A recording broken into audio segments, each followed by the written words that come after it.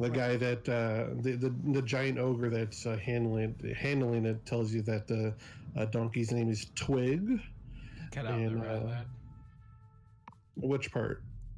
The giant the ogre that is handling it. Oh, the giant ogre that's handling the donkey tells you the donkey's name is Twig. And it'll take real good care of you, he says. Alright. Take the card. I'm a bit confused by him saying that, but alright. Quick, come with me. We got really bad animal handling, so... Yeah, go ahead and whoever's handling the cart can roll a animal handling check. I mean, got anyone proficiency in animal handling?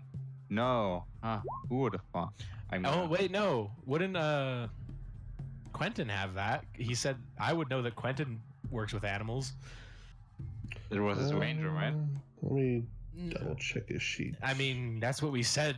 We said that he worked with the animals on board the ship, so we should make him do it anyway. It would be better that we make Quentin do it because he's not here as in character, but it's weird to put like the... He's got the same animal Tackling does, so... I mean, he can help me. Okay, yeah, we'll say he helps. We'll say he helps you. So together, the two of you maybe give this thing a little bit of carrot that the ogres lent you. They gave you like a little bag of donkey feed, and it twitches its tail friendly. It cooperates when you ask it to head out on the road. Very good. So as we move out, I gather everyone and give them the just a caution talk about Hot Springs Island, about if possible move in single file, don't trust the ground in front of you, and stuff like that. There could be vines on the ground that want to eat you. Real careful. Everything is poisonous if you don't know otherwise. Just like the very short like pep talk. Don't eat all the berries. Okay, so who's going to be in front? Is it Tacklin or someone else? I will be. Okay. When Waylon moves out, I move up to him, give him a little clap on the shoulder every time he moves away, and say, keep my eye on the ground, and I cast guidance on him. Every single minute he has to come back, and we get it. Wow, that sounds I cast it on him once when he moves out, like, wow, that's very always specific. keep my eye on the ground. Like, for 1 minute he has plus 1d4. It'd be 9. Okay. Go ahead and roll a survival check with your guidance. Roll a d4 for that. Fucking Tacklin is a god. That went wrong somehow. And it's like when Waylon says I move out ahead, I have to like keep my eye for ground. 19. Hey, not bad at all. So, with a little swat on the back of the donkey, you guys head out on the road going east. The road does take you a good bit of the way through these thick wooded areas. But after a time, Tacklin is going to tap you on the shoulder and say, based on the information the ogre gave him, we need to turn left here off the road. Do you want to take the donkey with you, or in the cart with you, or do you want to leave them here? I don't think we want to be pulling the cart through the thick jungle. Yeah, that just gets stuck somewhere, or it's going to be really loud. We can pull it off the road a little bit if the thick growth allows for it to just, make it not standing out in the open. But yeah, I mean, you can get it off the road. It's just going to take a little work on your part to do that. Yeah, we'll do that enough to conceal it. And do we take the donkey with us? No. All right. Who stays with the donkey? We tie it to a tree and we leave. Okay. Pretty sure the donkey's gonna be dead by some fucking predator. These things happen. All right. Fair Since enough. you guys are trying to conceal the donkey, let's go ahead and roll a. We'll call it a survival check to see how well you can get it to blend in with the foliage. I tap Waylon again and tell him to take the God green damn and the brown leaves. Another 19. All right, so Waylon expertly does a decent camouflage job so that when you guys step away after about 10 paces or so, if you didn't know the donkey was there, you wouldn't see it. And I strapped the feed bag to its face so it doesn't get hungry and start whining, give itself away. All right, that's duly noted. Guidance, the best fucking spell. Uncle Biden. Oh, and I gave good advice. What the fuck? He's the only one who's made any fucking check until now. All right, so I'll have you all just roll a stealth check for me on the way to this place. Wait. Oh boy. Who gets guidance Great. on the stealth check? Can I cast guidance on my fucking feet? This is where I always have this is where I have the debate of should I give bardic inspiration to someone or should I not, because it's counterintuitive to the fact of stealth. Oops, sorry, I didn't mean to do that. I'm just gonna tell everyone to be very, very quiet, and then I move around as loud as I fucking can But shit. because I'm in median armor. Yeah. You guys. If the dice doesn't fuck screw yeah. up your stealthy approach, the rest of your party certainly will. Yeah, like Waylon starts creeping forward, and then there's just a cascade of snapping branches behind him, and winces. Hecton is surprisingly good at stealth. I'm sorry, my loot got stuck. Better roll for Quentin, just so we Damn. can see. Damn, Pookie! Everyone has lost sight of Pookie. That's the How did it go? My fucking loot's just No one knows if stuck Pookie's in there or shit not. as we're going through. Okay, so most of you do a pretty decent job. Monroe is busy practicing some songs. His voice carries as you guys move forward. The sun is starting to edge towards the horizon, but you still have a couple of hours of daylight left when you start to come over a steep rise. You see a thick steam surrounding an area now in front of and below you. And when it shifts away, you can see a large dead tree that stands on a small hill with a clear view of the sea. Its branches, trunk, and much of the surrounding area are covered in thick loops of feathery leaves and vines. Large bones are scattered throughout. Alright, first we need to scan the area for anything alive, or maybe not alive. This island has pretty much everything. And I'm...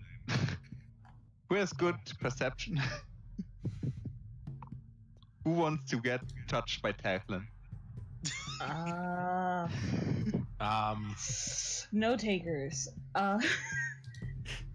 If nobody's like volunteering as the keen-eyed one, then Waylon will jump forward again. I have 15 passive perception.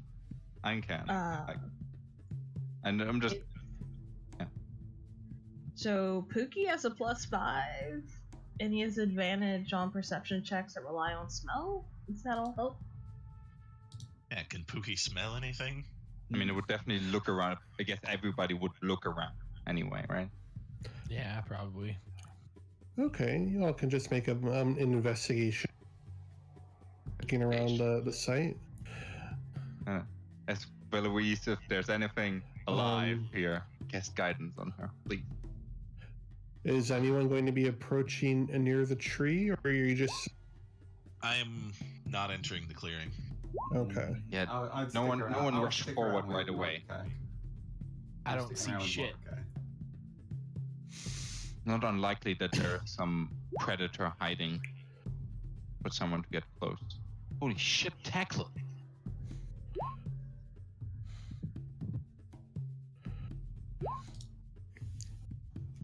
He gave Beloise again decent advice. What to look for. Okay, so between all of you, Veloise, you notice that through these big pile of bones that kind of lead up to the tree, you're not going into it, but you can just see from a distance that something large has trampled through them multiple times and just made a mess of it. But there is no current sign of life in the area. Around the tree, you don't even hear the sound of birds or insects. It just seems to be a dead place at the moment. That's unsettling. Since Very Pookie got unsettling place. Yeah, since Pookie got a nat 20 on his stealth, and then he's flying ahead, sniffing around. Does he smell boar? Have him make a survival check. And it'll be with advantage. Can it be perception? Yeah, that's fine. It can be perception. Can it be bargaining? Can Pookie fly to me just for a second? Come here, Pookie. Ooh, that was a good 19. advantage. Sniff. Give him a good sniff. Okay, so the smell of boar is all around the area. You can, Pookie even sees some marks on the tree where it looks like the boar used it as a scratching post.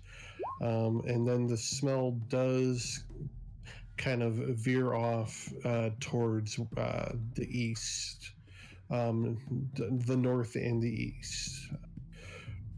So towards the sea a little bit, and then off to the east, if that makes sense. Yeah. Into a wooded area. All right. So Pookie will relay that to me, I guess, and then I'll relay that back to Tackle and the rest of the group. So we want to set up shop here around the clearing. I suppose. that Quentin, would be what is the best. plan? First mate, I mean. Oh, wait. Quentin Oh, has damn, seemed quiet this entire journey. I think Quentin's comatose, everybody. He's just depressed about his first voyage where he had any responsibilities at all. And many people died. Went real good, huh? Yeah. Just a single tear rolls down Quentin's face. Just Yeah.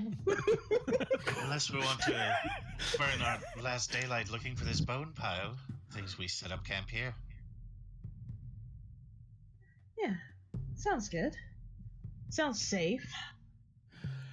The beast clearly frequents this area. It'll show up. I hope it shows up alone.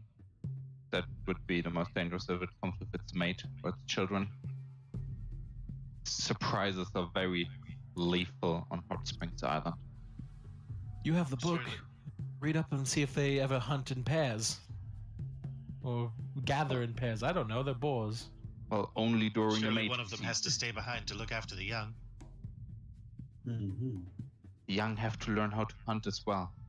Could be unfortunate for us if they come here first.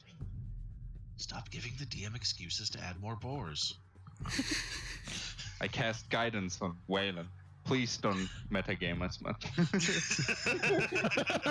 Please don't break the fourth wall. It is very fragile. It's a nice fourth wall. I like it Bring there. it. All right. I hate it. Get rid of it.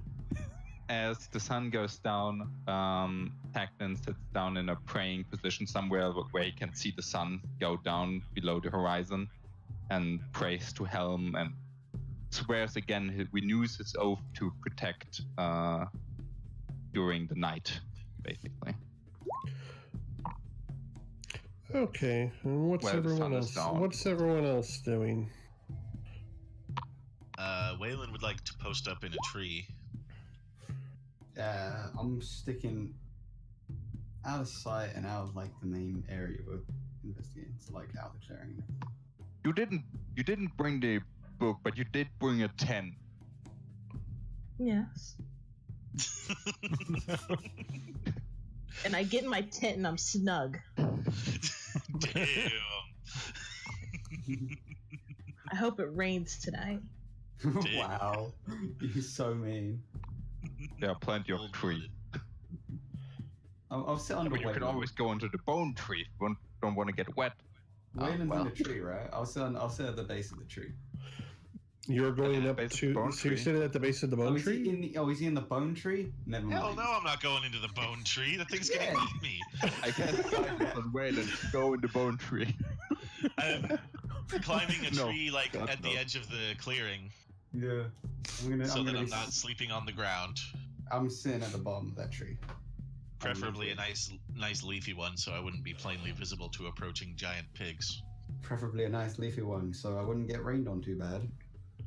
Yeah, sure. Heckler Well, just- I don't give a shit about getting rained on. I know Hector you just don't. sleeps give a shit. wherever.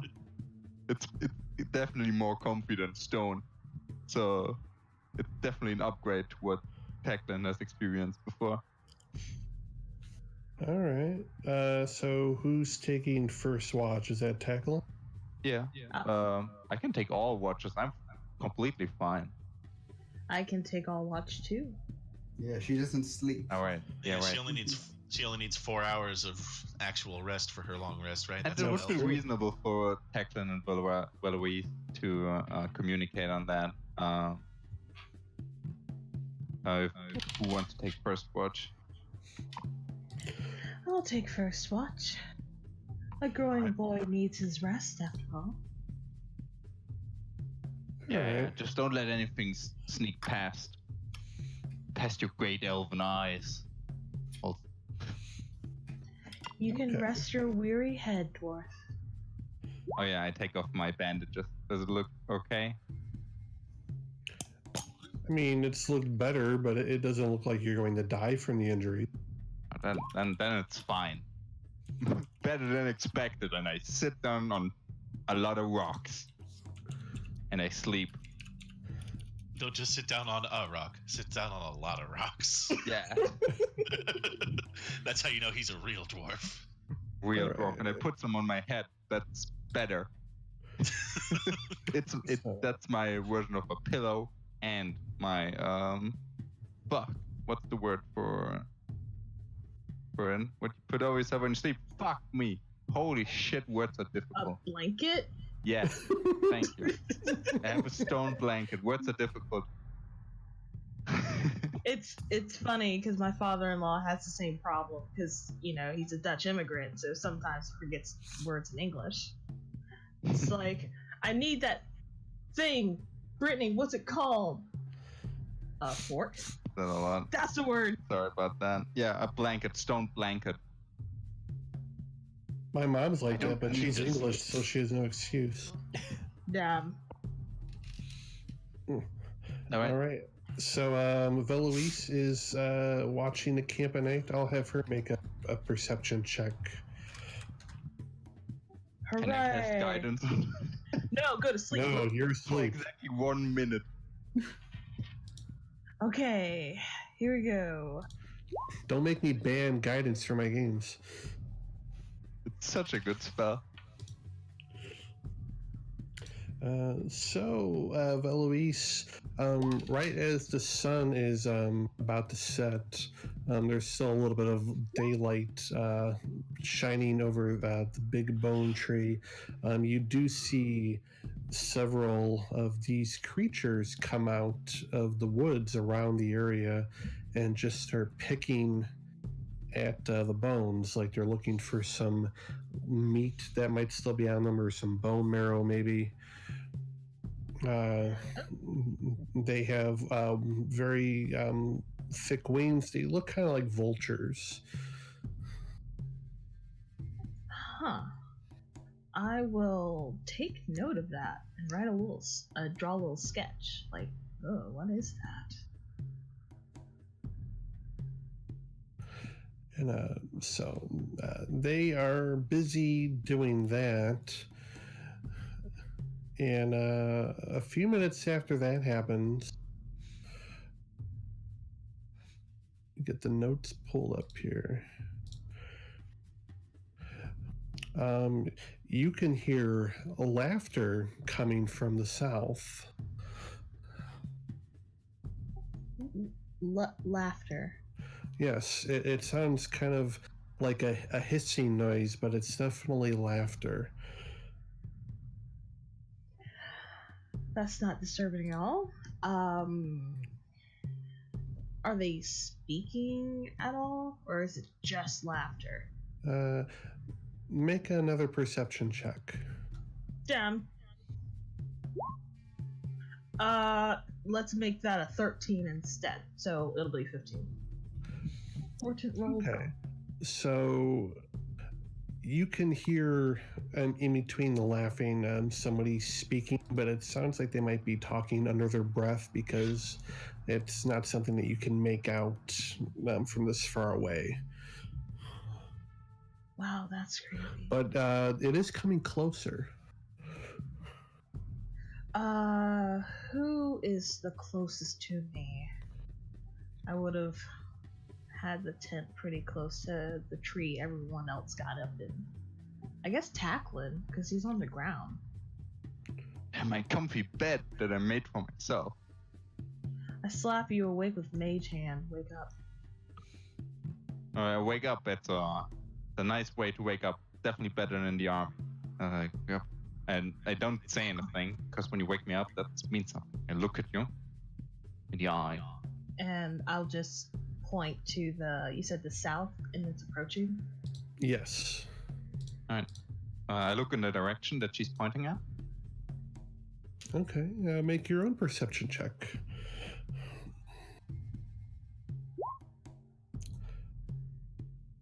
Exactly the same. So, peering through the trees, you spot a snake-like creature with a hawkish face and long arms dragging a body towards the bone tree. Alright, first, do I remember that thing? Have I seen it in the book before, maybe? Have I heard of stories about it? And can I then pull out the book, if possible, quietly, and then look through it?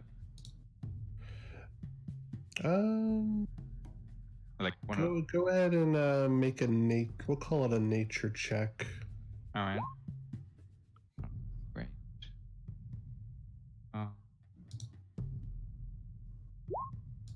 I mean, it's a leather book. How would it loudly creak open? And I look through it, try to find a picture of it that resembles it the most, and that kind of stuff.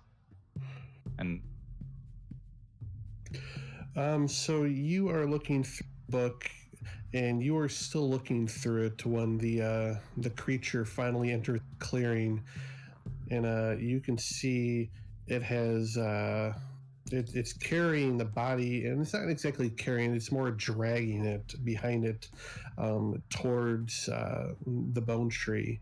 And when it reaches the edge of the clearing, it just drops the body, and it starts picking up rocks and throwing them at these the foragers that I told you about a moment ago. Mm-hmm. And it's just laughing and throwing rocks at them like it's a game. And the foragers start scattering into the woods. And instead of picking the body back up, it gives chase, laughing as they disappear into the trees. Do I know what it is? I'm looking through the That's book spooky. a little bit longer. I'm looking through it myself just to make sure. I don't see it listed as one of the I mean, I still have a 19 nature. Ever heard of it? I would say you probably haven't dealt with them yourself, but it looked like a salamander. Oh, Salamander. that's not good. They're not good. Actually, I think There's some salamanders. I was just going to say, I was looking for salamander, but they are listed with the Fugonauts. Which one does it resemble the most? So just so I can have a picture to show this for Beloise. It looks like it resembles the trickster salamanders. All right. Which I think I have one in the game already. Let's see. So then Tacklin would like turn the book your direction and show you the picture of it and the description to it. It looks worried. Obviously not saying anything. She just nods her head in agreement. That's no bueno. Does it run away from the clearing? I obviously try to keep my eyes on it. Yes, it does. It runs away out of the clearing northward, chasing these foraging creatures. As it's just picking up rocks as it goes by and just chucking them at the creatures, laughing the whole time. So, I guess what I can do is have Pookie just fly pretty high up in the sky, following this thing at a distance to see how far away it gets. And if it trails off pretty far, then that'll give us, some time to rest. But if it turns back around, then maybe we can see it. Maybe we can prepare for an ambush if it decides to turn back around. Yeah. While you command that Tacklin slowly and carefully, like very, very slowly, moves over to the tree where the others are on and tries to wake them up. Or like where they are at, and like slowly nudges them a bit and gives them the shush motion as soon as they wake up, like as soon as they stir.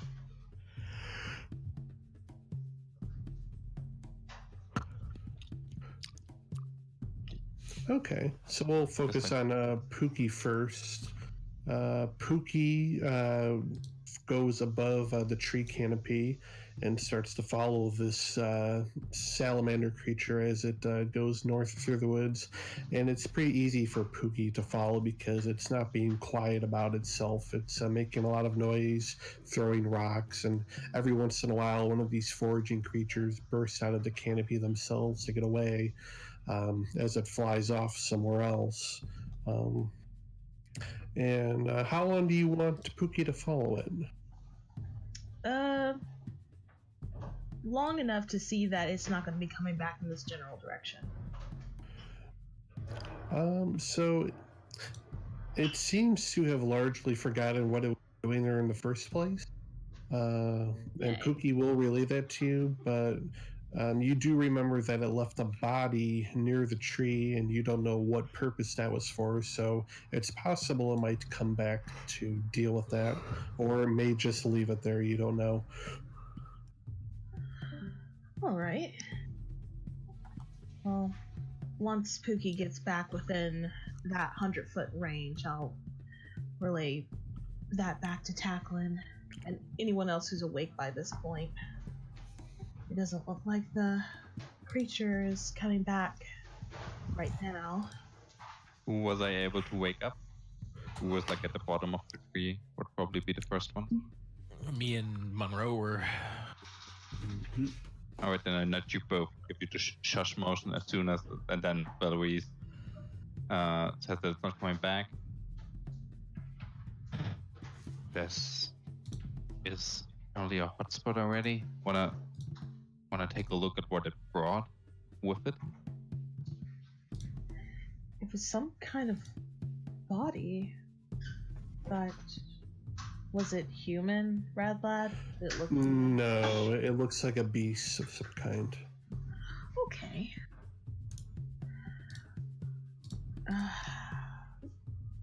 I really would rather not go up to that tree. stand the very unsettling.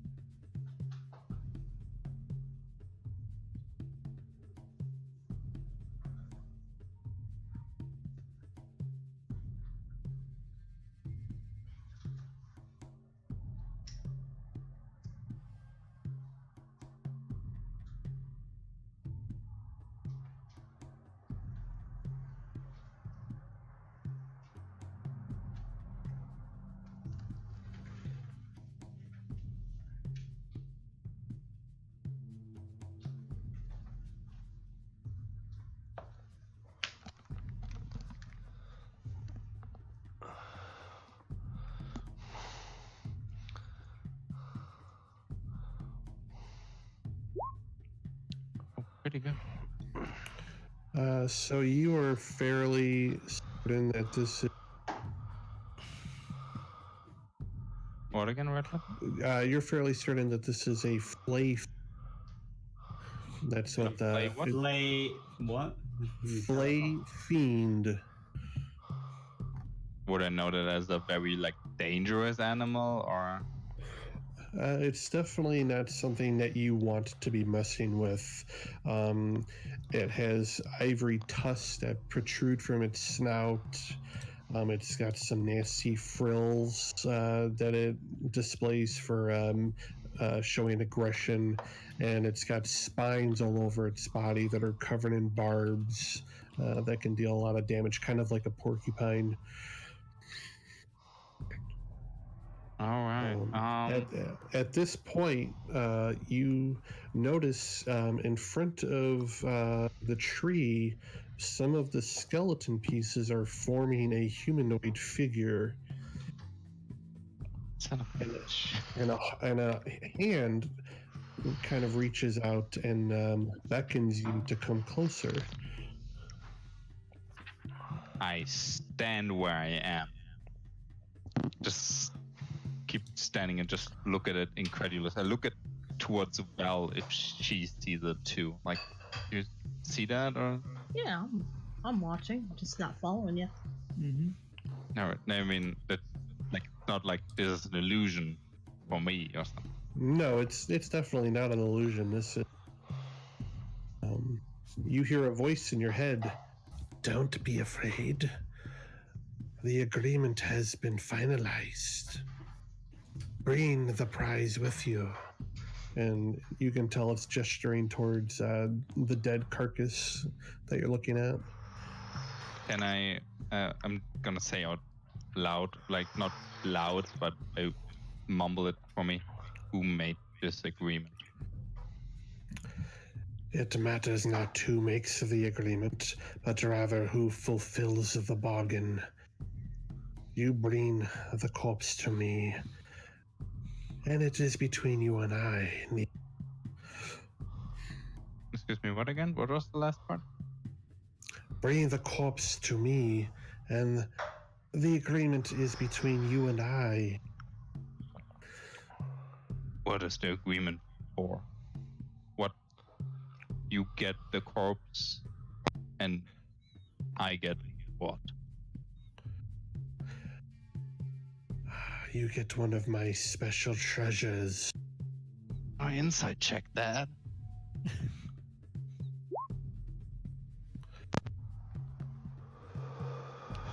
You get the sense that this, whatever this is definitely something that enjoys talking in riddles and like just it doesn't seem malicious, but it's just enjoying the wordplay. What are your treasures? I have many treasures collected over time.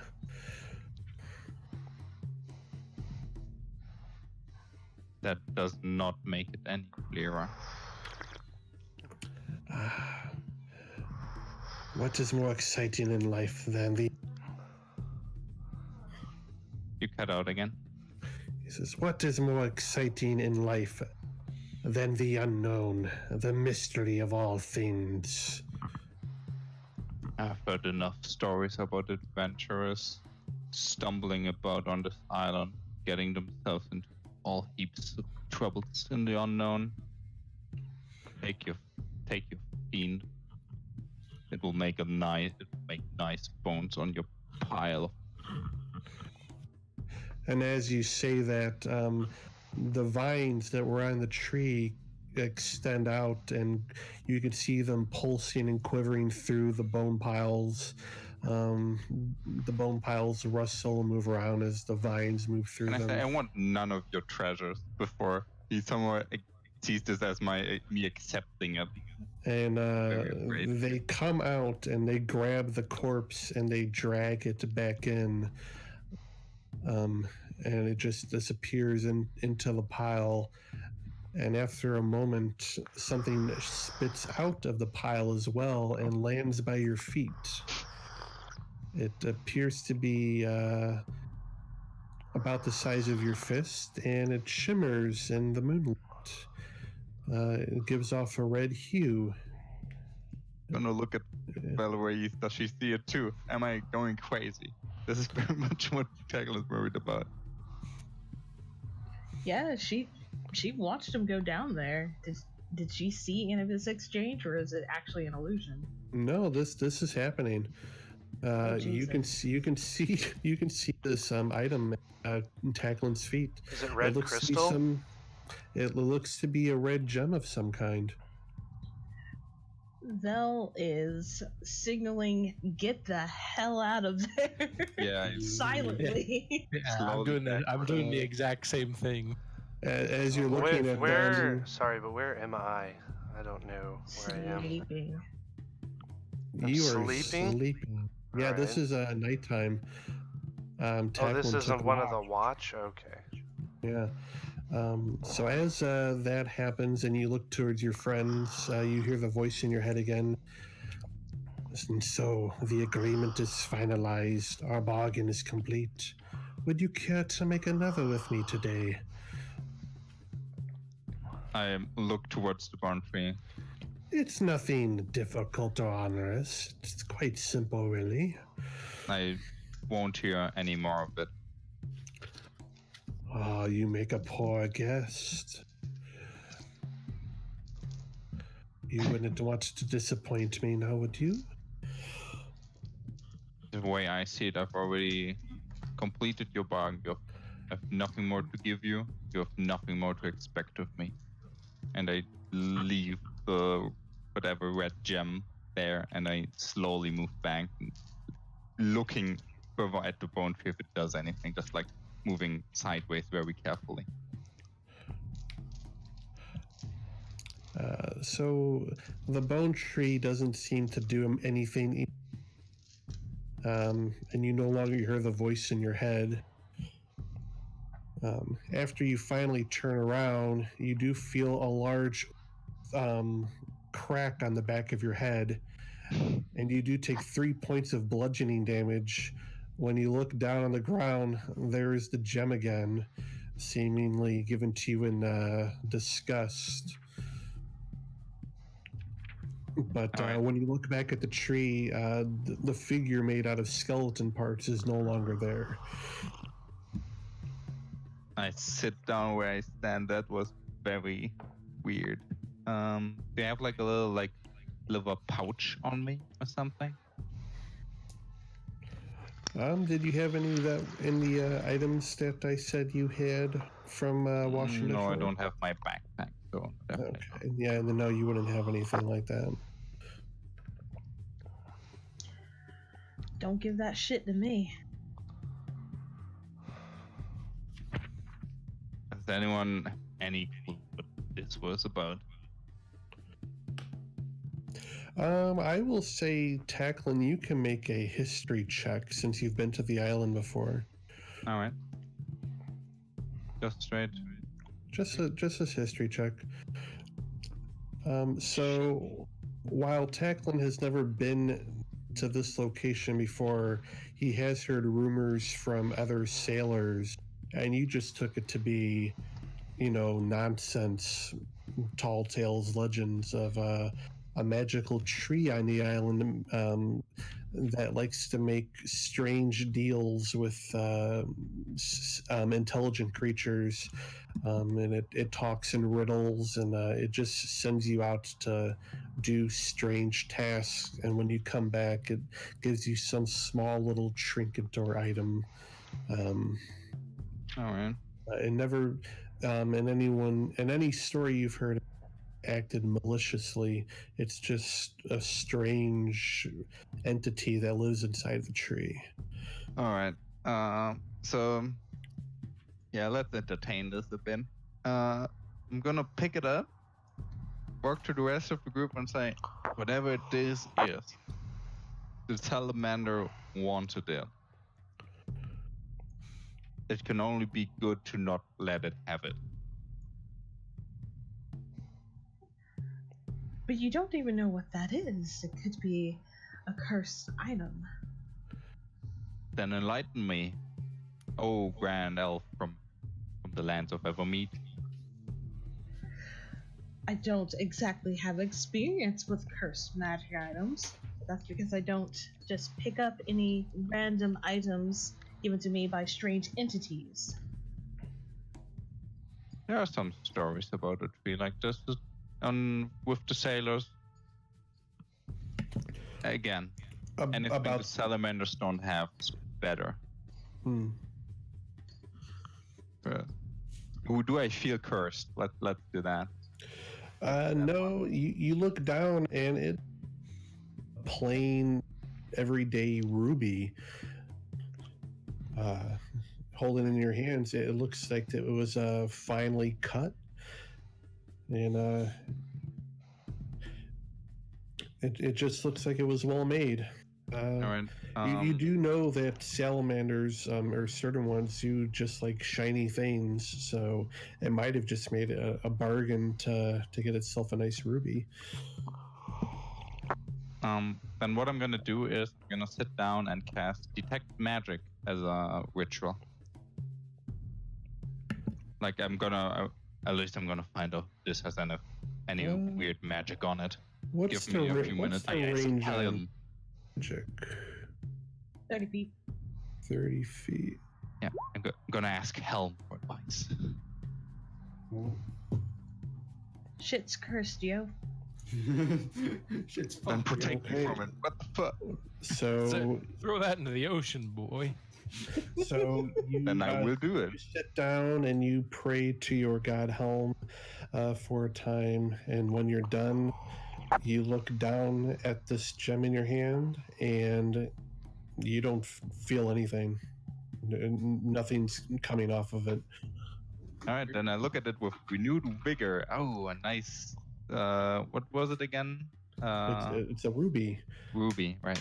It's about nothing magical, but it's worth 50 gold pieces. So if you want to mark it down on your sheet, write that down. Ruby worth 50 GP. Yeah, I would know. Fucking dwarves. Dwarves. And I'm look at Louise if she's still awake at this point, or no, wait, meditating. Nothing magical about this, just nice rock. I say with like actual respect for it in my voice. A nice ruby, well cut. If you say so, dwarf. Now get to sleep. Now what I'm also gonna do, because I still have detect magic, I'm gonna take a look at the tree, because you said before that the glow is blue or whatever. Does it also glow in magic? Magic colors for me. So to get that close to it, you will have to bones. No, I don't do that. If you want, you can just walk to the edge of the bone pile and see what you see. But no,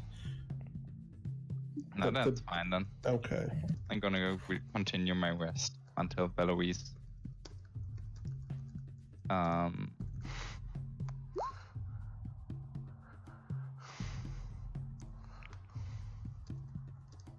Okay, so I will have Tacklin make one more. Or no, sorry, Veloise make one more perception check. Riddenbacher, I didn't know all the information before.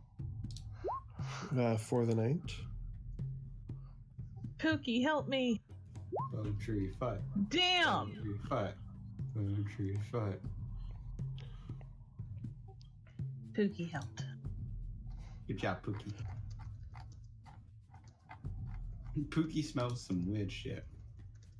Okay, so the rest of the night goes by uneventfully. Yay. No. Take a long rest. Huzzah! Give me my spells.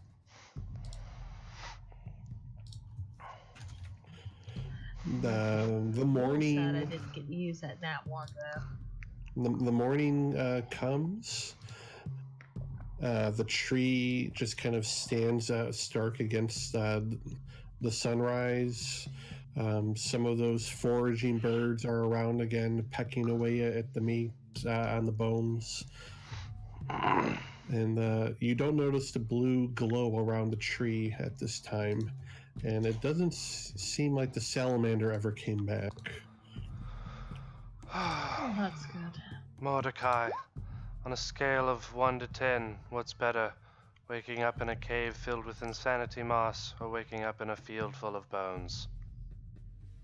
Nice stretch and get up.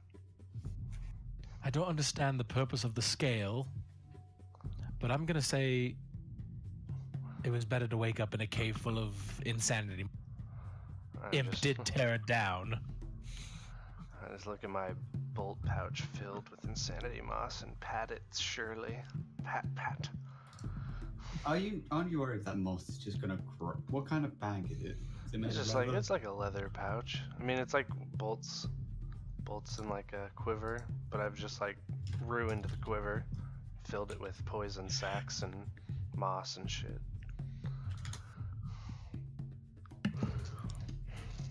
Yeah, moss can grow on leather. All right.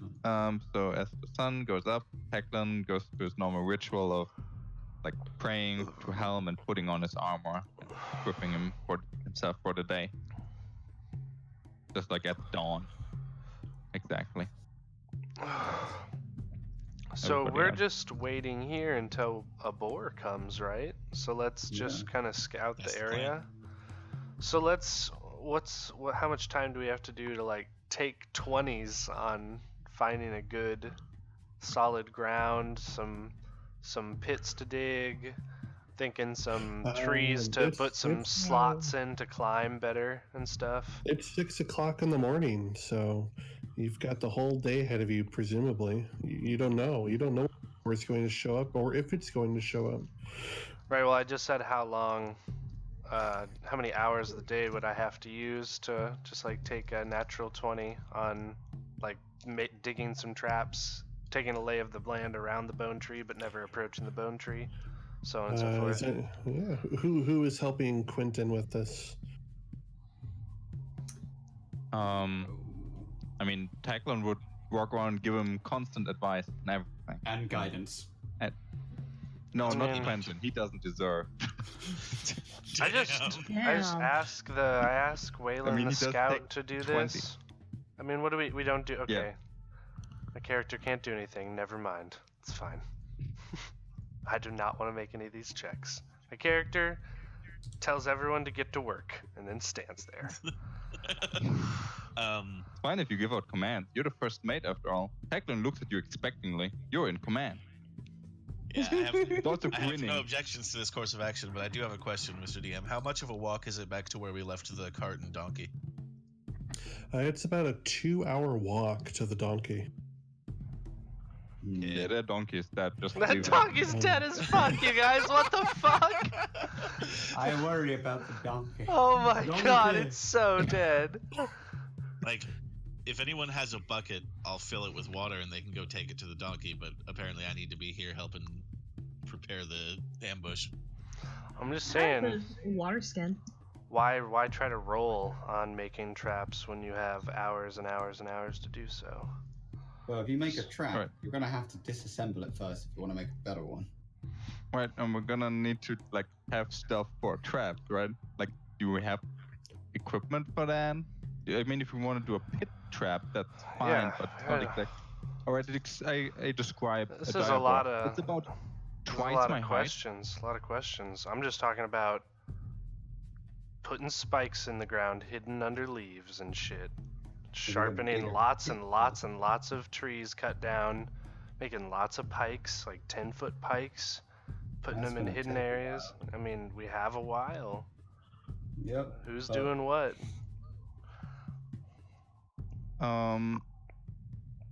Tacklin could get to work on creating some pikes. I believe someone with Yeah, good I strength feel like would be. Like would let's be let's decent for just that. that's what Quentin and Tacklin are doing. We are making a lot of spears and pikes because you need a lot of those. That's a thing. Yeah. We're just making them. That's what I do Mm. all day. I'm just playing slight delightful music for you guys, just in the background. But sadly, Tacklin every just now and complains. again, there's a pause in the music, and then it carries on because a string's missing. Is it missing or just broken? It's broken. It's like I don't know if it's broken and there's not enough left for me to. It's broken. Yeah, so I just. It's yeah. I cast mending on the string. I don't know if you need the rest of the string. You don't. No, you don't. You totally All don't. right. I don't have mending, so I gladly will take this, please. I mean, I have Adorable, mending, but adorable. Tacklin didn't want to save it. Tacklin Why did you do it? specifically didn't mend it. What a dick. I did mend my crossbow before, so I I showed everybody that I can do it. The bard Thank doesn't you. even know. And I would like you reveal this thank you, and then I go back playing even better music. Tacklin, no, 40% of Tacklin's time is just complaining. Yeah, that's decent. But I get to work So, on the pikes. Yeah. Chop down some trees. No, well, not Lots exactly. of- Yeah, so Lots you of it. guys, you guys spend a better part of a couple of hours just getting all your plans in order, getting spikes made, trenches dug around this tree. Is anyone keeping watch for anything, or are you? Yeah, I'm gonna say that's what Mordecai is doing because unless you want me to talk to something, I'm not very good at anything else besides blowing shit up. No, Talk to the Mordecai- Mordecai, come on. Mordecai should be like doing stuff in camp, like a normal stuff, because we might be here for days. So like, make a Don't- little latrine, make a don't little cooking forget- pit. Don't forget, in this campaign, eating is a. Yeah, that's why I'm into Yeah. that. That's fine. So yeah, Mordecai specifically dig a little cooking pit to like keep the smoke low, and like you can be doing that. We might need it if we're here for days. And, now that you guys are doing stuff, let's put you on an actual map. Yeah. That's not creepy at all. It's a cool map. I'm into it. So yeah, I like every time I like have a like 10-ish pikes made, I tell the scout to like go assemble them up in trees, so that like we can like cut things, and this just huge like basket style thing of pikes just like swings out of the tree and will like impale this boar. Pretty easy setup, to be honest. You got enough rope to put this plan in action? Like bark and strips and vines and stuff. It's like it doesn't need to be good rope, because the point is you're gonna chop it and it's gonna True like enough. undo it. I'm gonna say you guys have enough time to make 4 traps before I'm gonna have something happen. So go ahead and mark on the map where you want these 4 traps to be. Well, let's. And I will say, just so you guys have it, because it will be important, the tracks that Pookie followed for the boar, they went this way, going north and east. So that's where the tracks led off to. So then, my only question is, before I start answering, are we like working on the 5th trap, and you're gonna say something's happening? So 4 are completed. Or are we working on the 4th? Trap? Yeah, no, the 4th is completed, so you would be working on your 5th trap. Okay, I'm gonna put it in So horrible, annoying green. I would say there's a trap here. That's where the tracks went, but did they leave the same way they came? Or is there So I'll say, set of yeah, tracks? during this time, you don't really see tracks going off in any other direction. They just go to and from this general area. Gotcha. So obviously, like,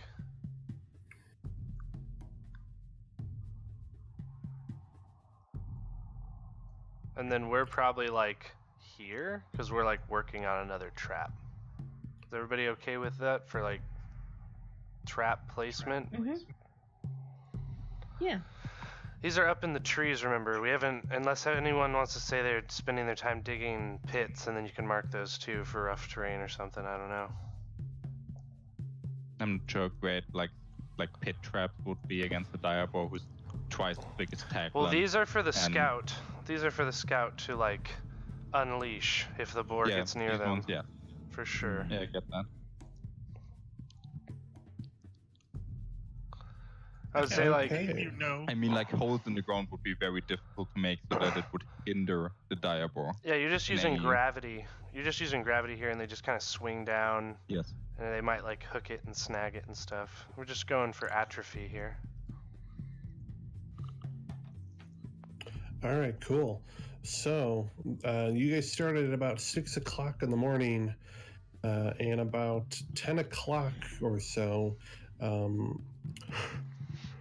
Mordecai, since you're the one that's keeping watch, make a perception check. Yeah.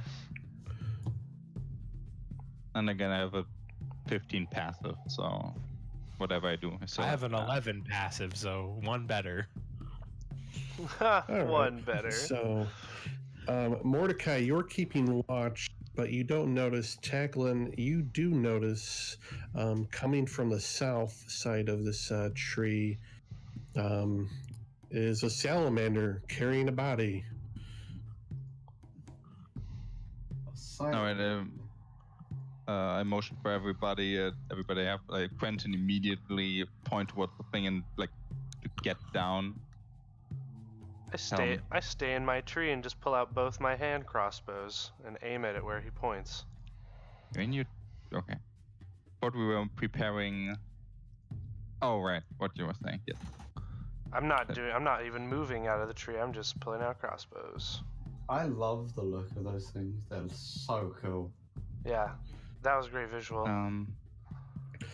Is it- Has it noticed anyone just yet? Oh, right. Where's everybody on the map? Everybody stop moving and just. Yeah, it's muttering to itself. It's like grunting and straining. It's pulling something that's larger than the thing that you saw being pulled last night. So it hasn't noticed anyone yet. And it gets to the edge of the bone pile, and it stands there. And eventually, the tree starts to glow blue like it did last night, and the skeleton body forms. And you see the salamander having a discussion with whatever this entity is.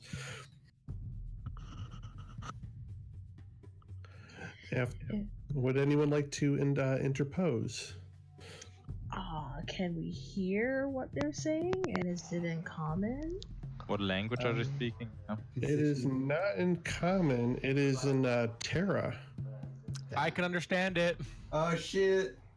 I can understand it and speak to it. Anyone who speaks Primordial can. Okay, is Mordecai the only one understanding this? I understand it. Waylon does. Oh, Waylon does? Okay. Wait, you speak Primordial? Yeah, I do. Oh, wow.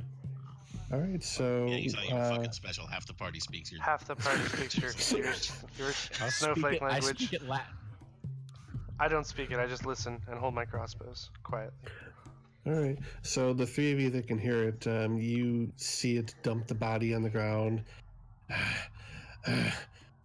You made me grab another one. I don't understand why. The one last night should... And the tree says, yes, but you were not the one to end the bargain, were you? That stupid dwarf was. But no matter, the reward matches what is brought, and you've given me a fine specimen for the horde. Take your reward and go now. The horde. Oh shit. And you see the corpse being dragged into the pile, and out spits another gem near the salamander. Thank you. Oh, Nordak. Your generosity knows no bounds. I will see you again in several days. And the entity says, I would expect no less from you, Tane. Good hunting. And the salamander begins to turn around to leave.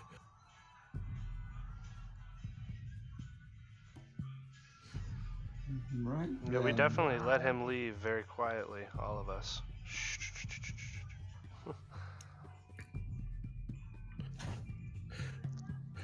As he turns around to leave, you all feel the ground beginning to shake. Oh, fucking great. Are we almost, do we think we can finish this trap, or is it like we still just... You figure you probably don't have time to finish this trap. Oh, geez. So me and the scout are here. Yeah. The salamander kind of turns around and trips on his feet. And you can just hear, oh shit. And he gets up and starts running off past the edge of the map. Where's the running gif?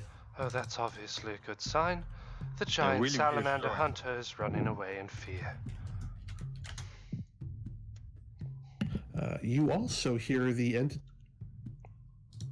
again, and the bones just collapse, and the tree goes dormant.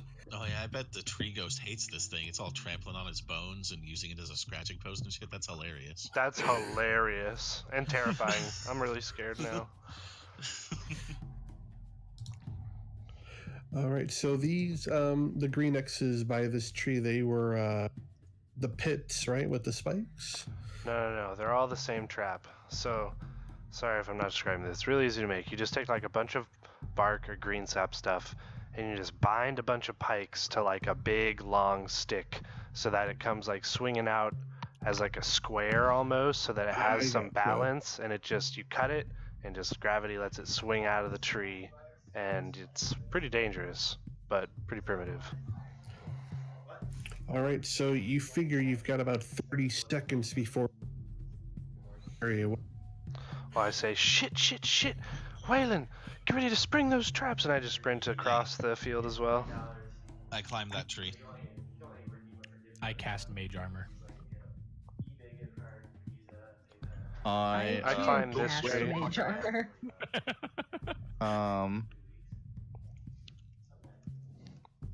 I look to where the others are and try to position myself, so that it has to move. It's coming out from the direction where the arrow is. That's where we hear it from. Yeah, it's coming from that corner of the map. Then I'm gonna, I'm gonna wait near a tree as well. Do I see Monroe? I think Monroe. What was Monroe doing? I'm sticking with the casters, so I'd probably be sticking around here-ish, like that tree. Oh damn, my color. It's not mixed well. Place yourselves on the map so I can just have a representation of where you guys are too. Then I'm gonna cast Sanctuary on Monroe and tell him to be really careful and not draw any attention to himself. I think you're supposed to tell him to play the shanty. There you go. And do whatever you can do, boy. We'll handle this. I'll wait till you spring the trap and then it will begin. Radlad, get some shanty music ready.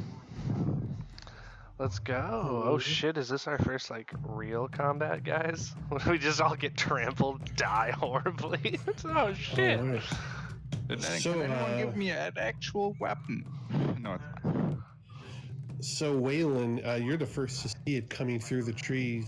The trees like bend and part to make way for this behemoth as it comes through the thick forest. You also see some of those cairn birds flying overhead that seem to be following it. Coming through the trees, you see bits and pieces of meat that are just kind of like stuck all over its body, and every once in a while one of the cairn bird swoops down and just starts feasting on the meat, almost like it's a parasite. Kind of like little birds peck on alligators and crocs in the water, that kind of thing. And it just comes crashing through the underbrush until it's almost on top of you.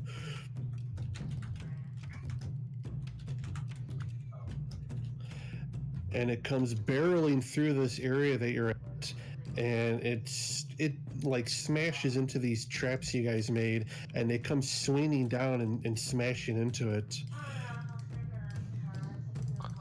Is Waylon not able to trigger the traps? He just like tramples that whole tree? Like he just tramples them. Like he doesn't even need to activate from the sheer weight of this thing.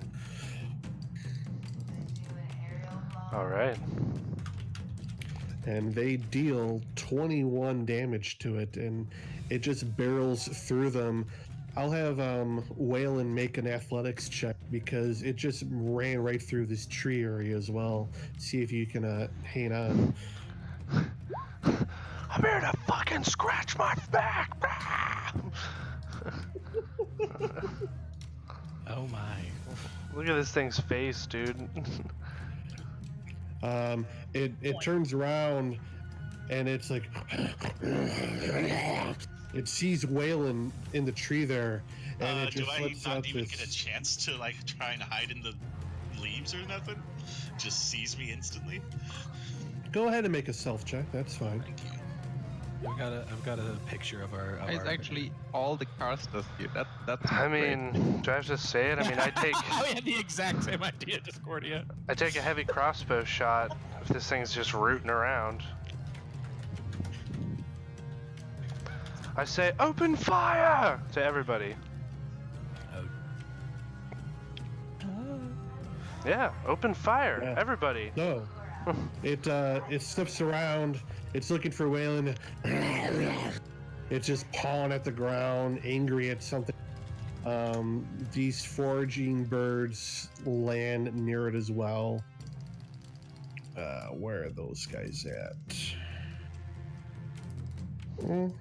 There they are.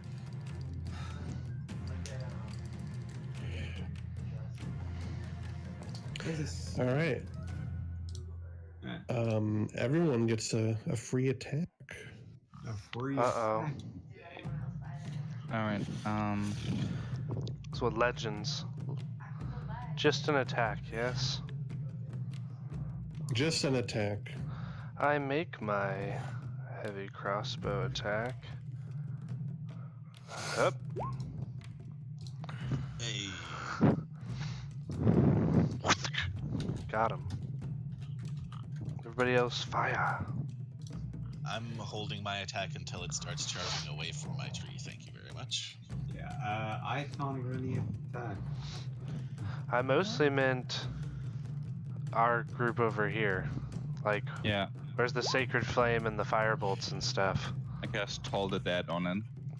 Firebolt. Okay. I'm gonna cast Scorching Ray. All right, yeah, do that. Magic missile. 15 and 23. How do those land? Rad lad? Okay, so Quentin, yours did hit. It goes into the mighty beast with a twain. It doesn't seem to notice it too much just yet. Of course, the magic missile also hits as it goes into its body. The second part of Mordecai. Toll the Dead, the 1d12, is the one that would hit. Oh, it needs to make its Constitution save.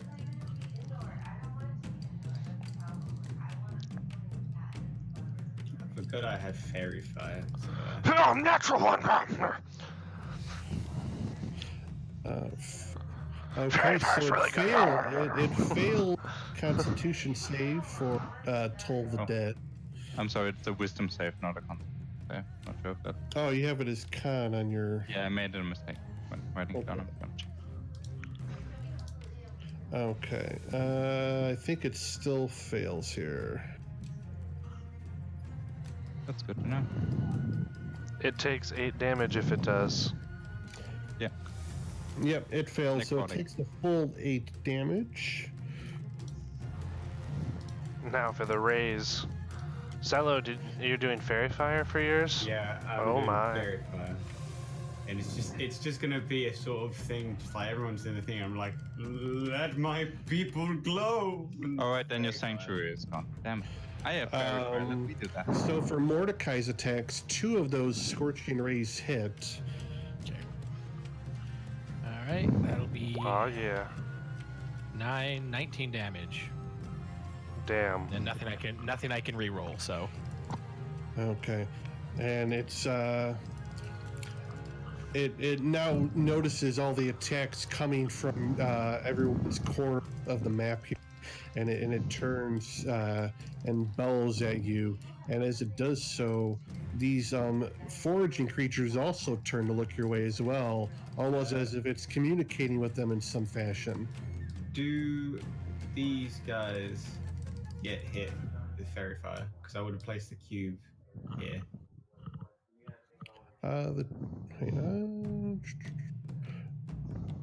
They have to make their own dex saves. Okay.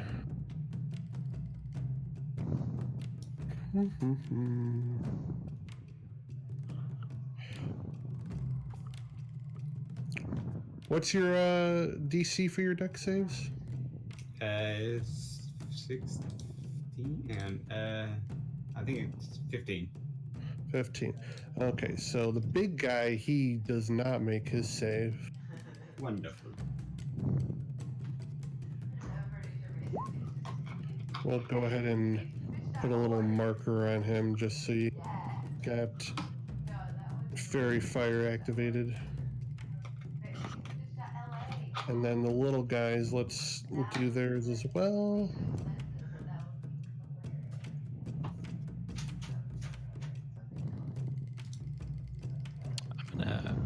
I'm gonna move. just I get to move 10 feet because of tempestuous magic. Whenever I cast Okay. a spell of first level or higher. The 2 foraging creatures both made their fairy fire save by it. So, And with that, we get to begin rolling initiative.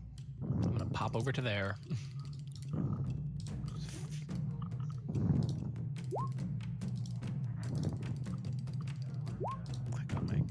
Oh wow, I rolled pretty well for the first time in my life. Hey. Let's go, casters. So good to know that our super scout. He had problems, all right. Dice are still dice, man. That's true. Poor I think we're missing one person's. Oh, there it is. Oh, there it is.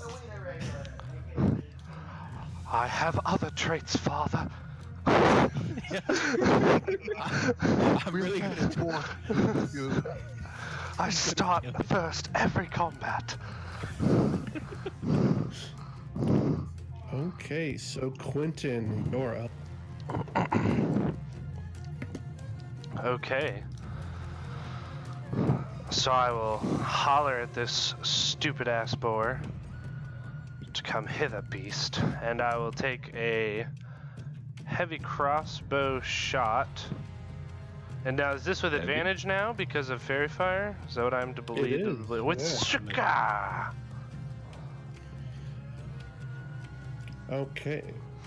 Dire. So you take out your heavy crossbow and you load it and you give it a nice twang, and it just bounces off one of its ivory tusks in front and goes careening off into the distance. No. Make that 8 a 13, young man. Oh, nice. Well, then that definitely hits. That's a 13 plus Okay. 8. So it goes careening off into the distance, and then by some Falls back to earth. it hits a tree and it ricochets back into the Yes! board. I say, thank you, Star. And I say, have at thee, beast. And I take a bonus action to shoot my hand crossbow. For God, 19. 19 also hits. So there's the damage and there's the add damage. proficiency bonus? It does not. That's Wait, yeah, it Comes out does. of the fuck Yes, snort. you do. Yeah, it does, I thought- yeah. What's the thing that doesn't add? It's ranged attack. And Let's edit the fuck snort. So I do First of all, 18. this is I do a 18 piercing. crossbow expert thing, not a regular 2-weapon fighting thing, so it doesn't apply. No. got it. So, Radlad, I would like to know. I take my action surge right now, but I would like to hold that action to set this trap. Is that allowed? To like trigger this trap for the boar comes running up.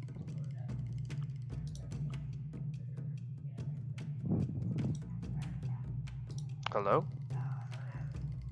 Everybody heard me, right? Yeah. Okay. Wait, was the first pick heavy crossbow? Isn't it a two-handed weapon? Yeah. Well, no, the bonus action thing is when you use the attack action and attack with a one-handed weapon. Right. Nothing you can use a heavy crossbow and a hand Wait, crossbow. wait, is it within 5 feet? If it is, No. retract the 5 damage. What? No, what? No, I don't think it's. No, the thing is you can only make the bonus attack if you have a one-handed weapon, not a Yeah. two-handed weapon.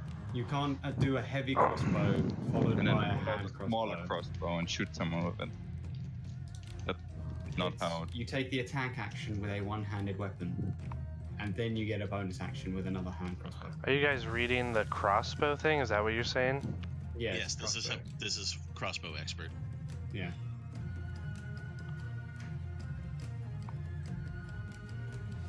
Is attacking with a one-handed weapon.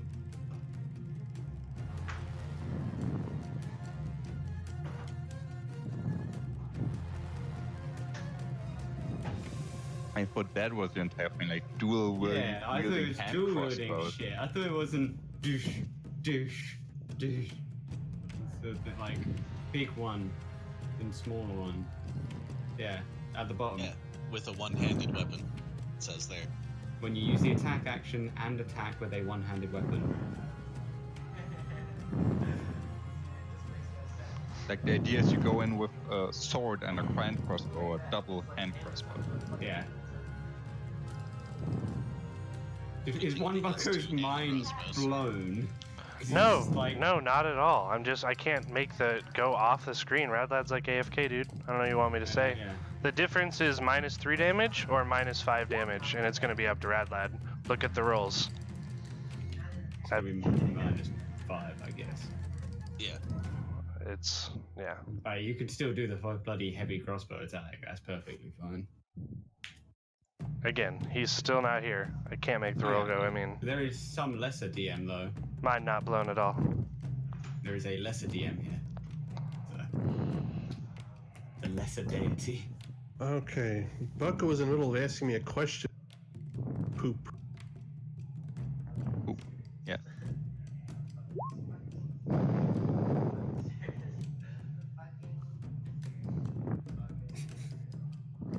Quentin, are you there? Yeah. Oh, sorry. I did not hear your entire question. I said, can I use action surge, but then hold the action to trigger this trap if the boar comes up to it? I would say no. Okay, then I use action surge, and I take another heavy crossbow shot.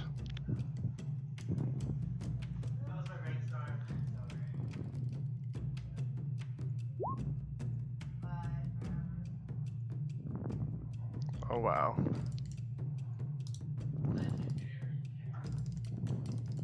Throwing a 2 on damage, isn't it? That's a 2 on damage. Mm-hmm. Mad Lad's in a double pooped, apparently. Yeah, I don't know.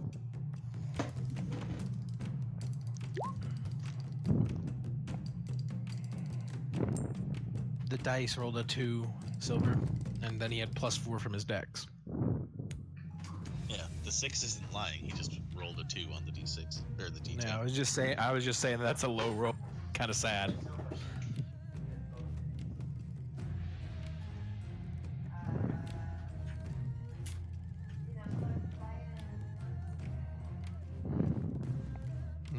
Unless this boar has some sort of resistance that makes damage do 1/3 of the damage instead of half, which, sad. The piercing weapons, they do nothing. Oh yeah. Piercing damage can get shat on some creatures. Usually piercing damage is what goes through armor better. Isn't it like skeletons and things like that's that? Big fur and a lot I of just fat. said certain creatures, not armor. +2 mod to come from your attack. Oh, Bucko, where's the +2 mod come to your attack? Fighting style. Fighting style. Oh, okay, yeah. Got it. Yeah, he's You're got the right. archery fighting You're really style. worried about my stuff. No, it's just I got confused. And I was like, what? How do you have a +8? I thought you had like shit stats and shit. Like, oh, I know you got high dex. I mean, I don't have shit stats in Dex. It's 18. Yeah.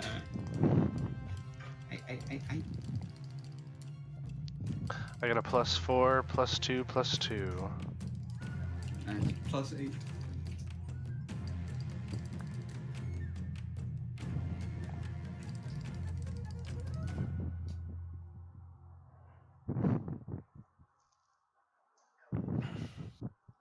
Yeah, rip Radlad though.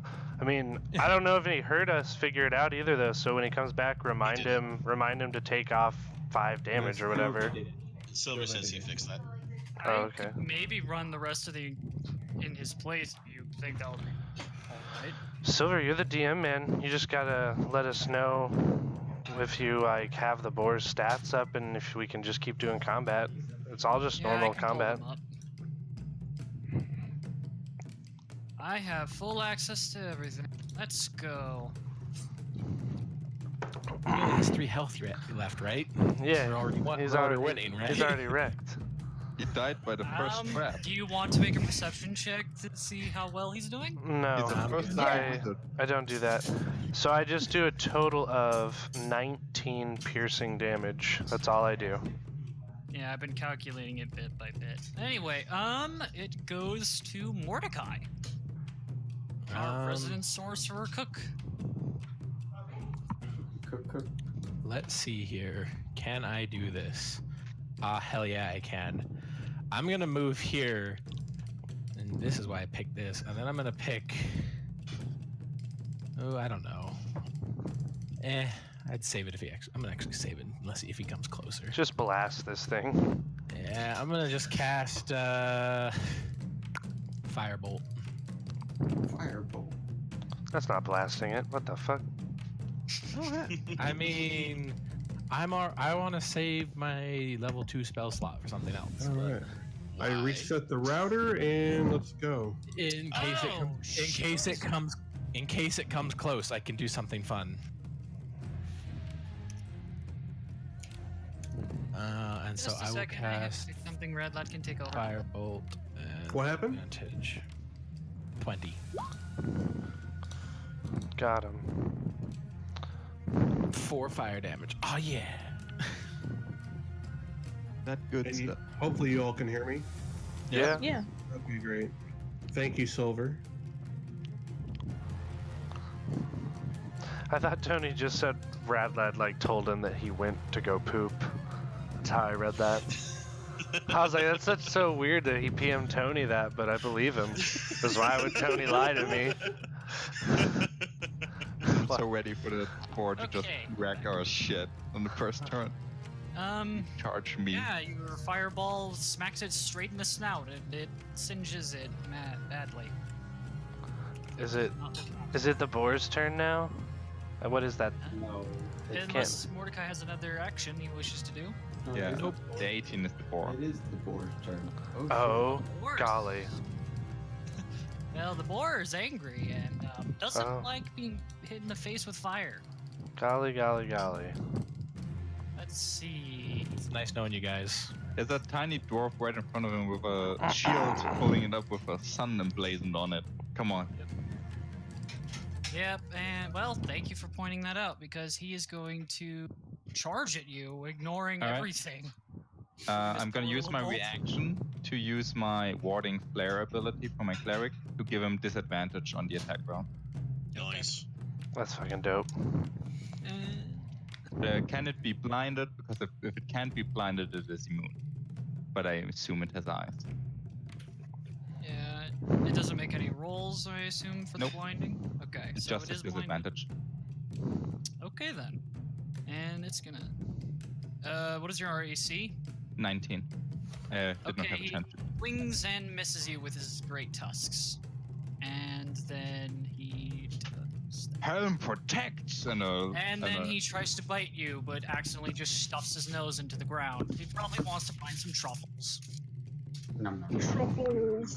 Truffle. Boy just wanted truffles. We're just murdering him. Jesus. Yeah. Get them truffles, you terrifying enormous fuck. Yeah. I must eat disadvantage a on the first attack. lot of truffles. All right.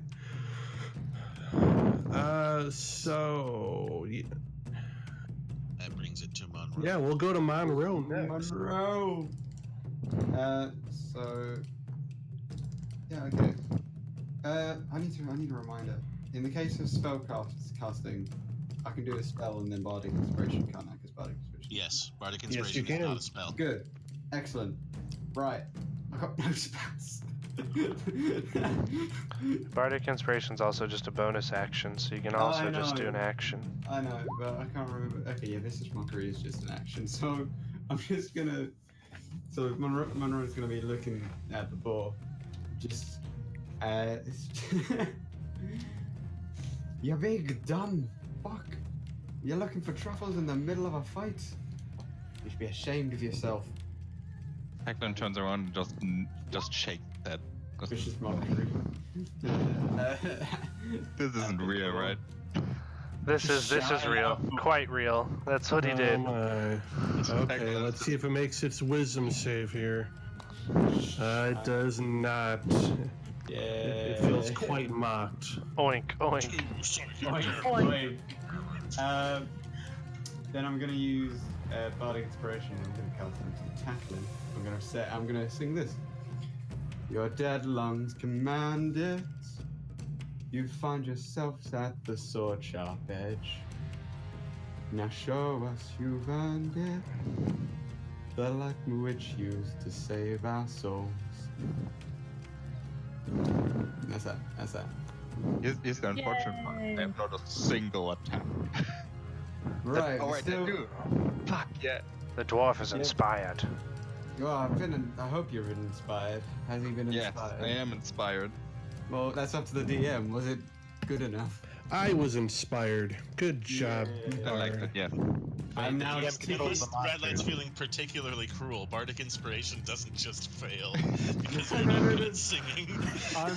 No, that's not even. No, I've asked Redland to fucking. If I want to do shit, I need to say shit. And you did it. You did it quite well. Yeah. Everyone, give our bard a round of applause. I'm not done yet. I Don't will do not. it. I can't because I'm pushed to talk. Slam your head against your desk. Oh, there's a lot of jokes going on in there. I'm pushed to talk. You just hear. Ow! A few slaps on the back of your head. Just breathe. Quietly golf clap. Oink. Nice. Now I Let's can not forget flick a the wound. best part about that 2 psychic damage, though. Its next attack has disadvantage again. Whoa. Yeah. That's true. That's the best part about Vicious Mockery. Just Yeah, true. that's why Attack is Vicious just Mockery is look- good. Like D4 psychic damage, who gives a shit? But that disadvantage, though. So is that Something my that's weak most against turn? Psychic damage. Monroe, are you done? Oh yeah, that's cool. That's everything I can do. Alright. Okay. Oh, well, actually, I'm Oh my gosh. Yeah, move back. I'm hiding behind the tree.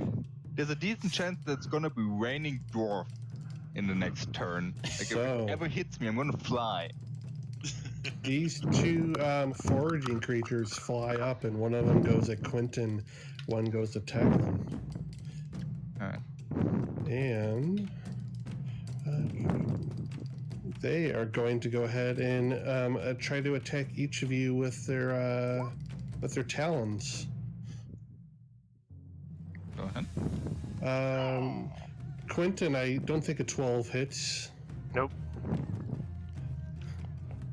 And I don't think a 13 hits Tacklin. Nope. Nice. They crush against However, when they do attack, the force of their wings against the ground causes a lot of dust to fly up in the air, making the area heavily obscured within a 10-foot radius.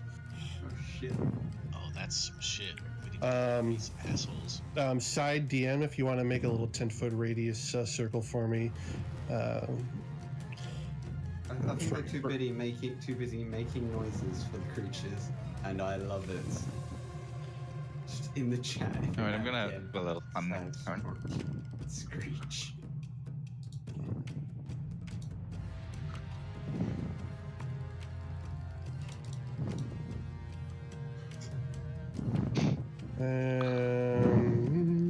Awesome. So those areas are heavily obscured for the moment. And then we go to our friend Tacklin here. Alright. After just defending against the forager, I stand up as tall as I can, I present my holy symbol, and I shout against them, "May bask in the sun, in the shine of the dawning sun, you abhorrent creatures!" And I cast Radiance of Dawn. Radiance of the Dawn, my channel divinity ability. They all have to make a Constitution saving throw or take 10 damage. That should be plus 2. What? So What is 11. this? 10 damage, yes. 2d10. That's my channel divinity ability. What's your save DC? 13, and any magical darkness is destroyed, but there isn't any. Yeah, no, this is more of just like a lot of dust in the air. So the boar does make his save. Does he take half damage on a save? Yes. Okay. And the two foraging creatures also make a save as well. Oh, shit. And before I forget, I don't know why it didn't move up. 1, 2, 3, 6. The one creature did fly this far, but that was his movement speed. Again, it's all radiant then. Just Yeah. So he. Let me make a save for him as well. Oh no, actually, it wouldn't hit him, would it? Okay. Nope. He's in cover.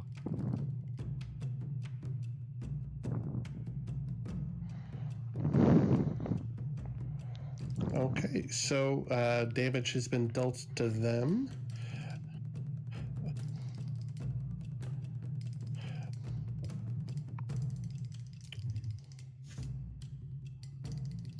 And is that the end of your turn? I'm gonna use my bonus action to cast Shield of Faith on myself. Okay, nice +2 to your AC. Excellent. Oh shit! I just realised my sanctuary's gone. Yes. Yeah. Biggest misses. Waylon is up.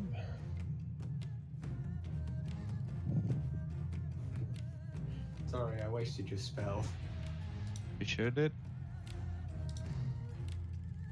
Bards. That's fine. I mean, not attacking you. Oh, So it was just a safety measure. The boar is covered by these dust clouds. Yes. Okay. And I'll pop off a shot at this motherfucker because he's not. Shoot him out of the sky! 19 does hit. 13 piercing damage. So you take careful aim with your hand crossbow, Waylon, and you get it right in between its beak, and it goes hurtling out of the sky and crashes into the bones. You notice as some of the vines around the tree kind of sneak up on it and snatch the body, and it disappears. And as a bonus action, I will hide amongst the leaves. All right, let's see that stealth. Sure thing. Oh, since they're in like the dust clouds, aren't they like blinded or something? Would they even be able to notice me? No, that's a good point. Sick. There's the roll just because I clicked it. Yeah. Or it would probably, Most of your own party doesn't even really know where you are at this time. They just see like extra bolts sticking out of things. Like, damn, Quentin, you're good with those crossbows. This is for Waylon, you son of a bitch! You killed him! Waylon gets a final Nice blow. tree. It's a big crossbow bolt. I'm like, I got it! All right. Veloise. Climb out of a tree. Why, y'all so sad? Let's bury him. He's dead to us. Let me read something real fast.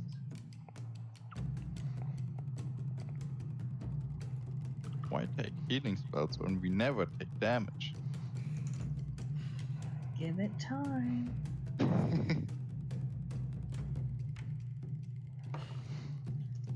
All right. There's lesser date. I'm just gonna go for it. I'm gonna try to shoot this giant boar. So we have advantage because of fairy fire, but disadvantage because he's obscured. So we can get regular attack roll. Yeah, just regular shot. You can see the glow. Say that. You can see the glow inside from the fairy fire. You can't see it properly. So you know. Yeah, Okay, it's like the dust is glowing. Okay.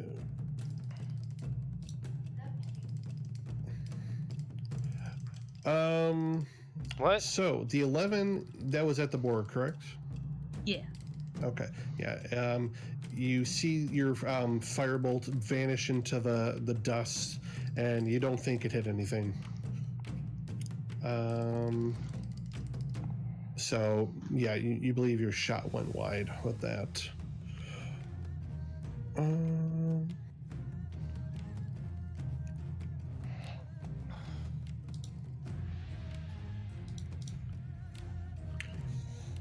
Would you like to do anything else on your turn?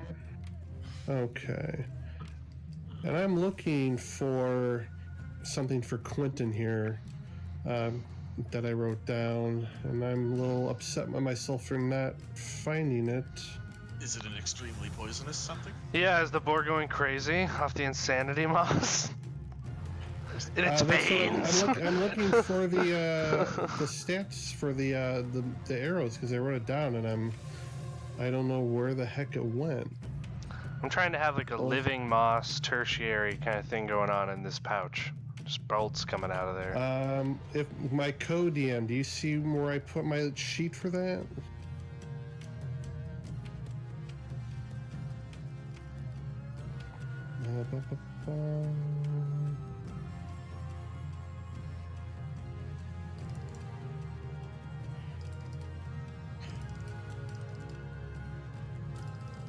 Well, luckily I remember.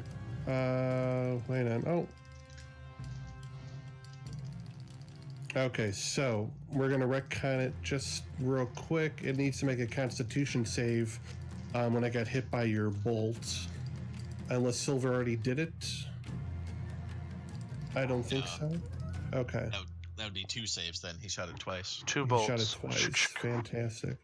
Okay, so it didn't make its first save. Let's see if it makes its second save. And let's go for a rampage, huh? Yeah, okay. It did make both saves on those shots, but if you continue to attack it with those poison arrows, it will make the saves again. Okay, good to know. But I feel like my character doesn't really know. He just knows it's really poisonous stuff. No, this is out of character stuff. That's fine. Okay, speaking of which, it's your turn again, Quentin. I'll pull out my hand crossbows, and in a fashion, I'll take aim with both of them at both the things flying right in front of me in these dust clouds, and that's going to be a normal attack, right? Yes, normal attack. So one of these is a action, the other's a bonus action, but I do it at the same time for effect. Okay, both of those go off. 6 and 7 piercing damage, plus possible poisons to these flying things. Okay, and you're going to 1 to each, correct? Awesome. 1 to each. Okay. All right, it failed its save. So as it hits, you can't see it too well, but you get the sense that it stopped moving. But it doesn't. So you're like looking through. You can barely make out its form in this this dust in the air. It hasn't dropped to the ground, but it's not moving either. It's just very still. I just grin, pleased with my oozing pouch of goodies. Okay. Anything else on your turn? No, that's action, bonus action. I'm done. Okay. We'll go to Mordecai next. I thought these birds were tougher, so I'm going to cast Scorching Ray. And I'm going to target the big thing 3 times.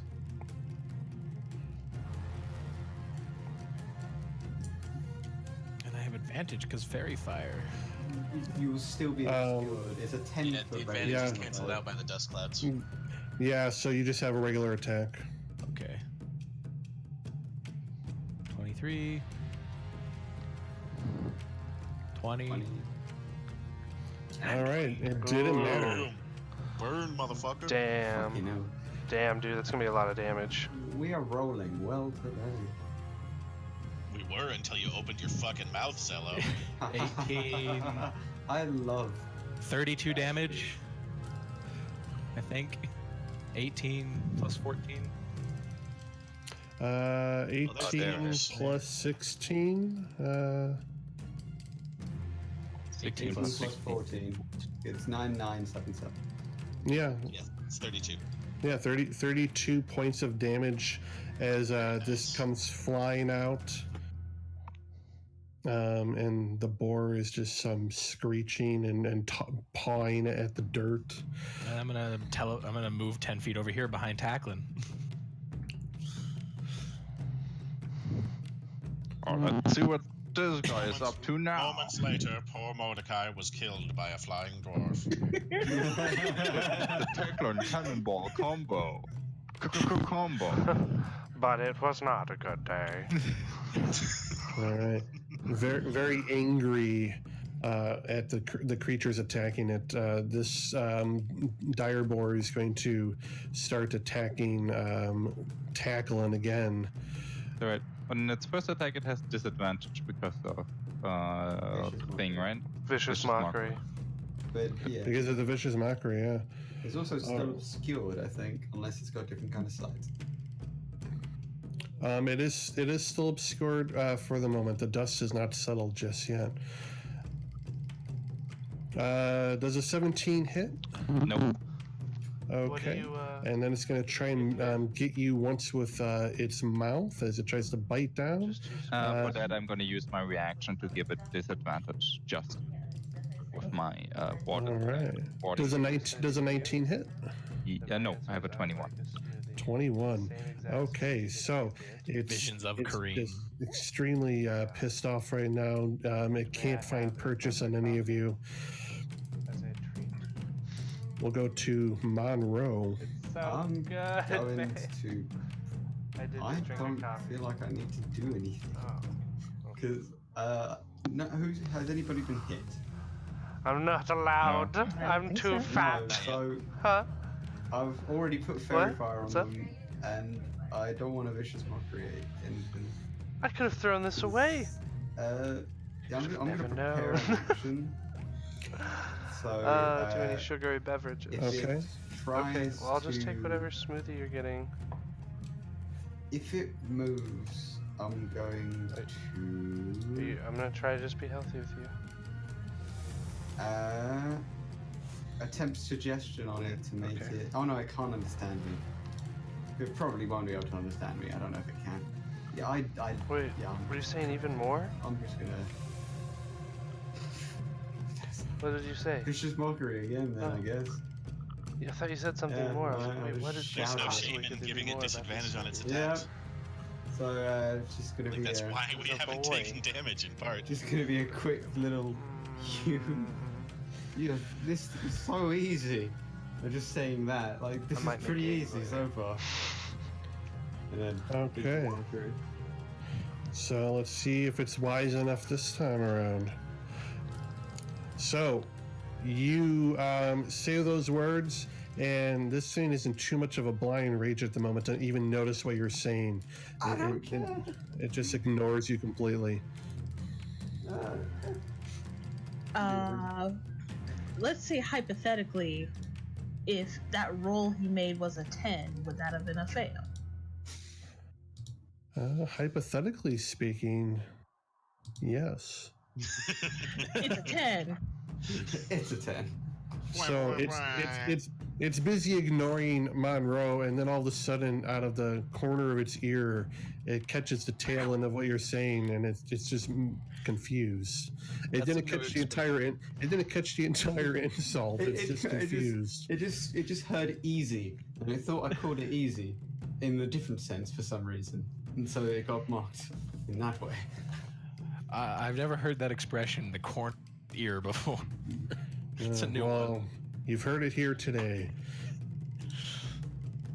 Fuck you, I'm married.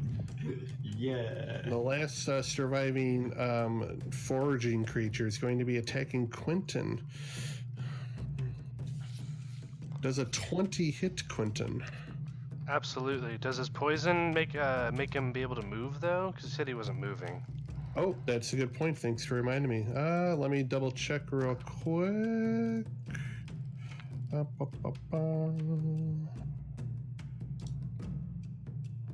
Verify is a minute on. No, it cannot move. Your let me see if it makes it. It has to make it save again. So let me see if it makes it save. If it can't move, wouldn't it like not be able to keep flapping its wings to fly? Like, should it plummet to the ground? No, that's what's happening. Nice. I'm in a tree. So, it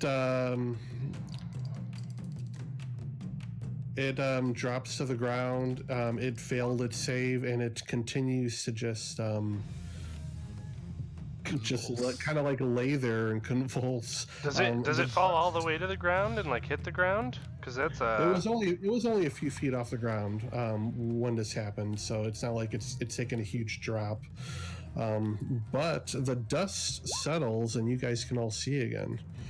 As a fairy fighter advantage.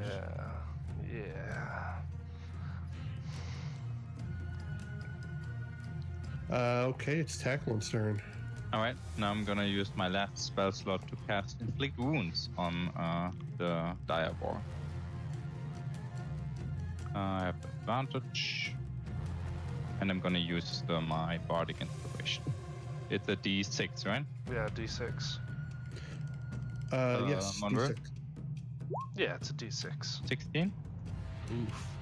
16 does hit the boar. Alright, then it takes 21 necrotic damage. It's just, Ouch. Oh, inflict wounds is so nasty. Dude, bad touch good clerics are my spell. favorite.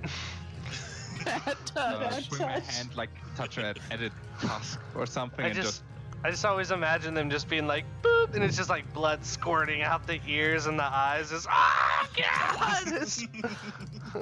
just like blocked its attack, like its bite with my shield, and then brought my hand down to its tusk and just the necrotic energy flowing through its head, basically.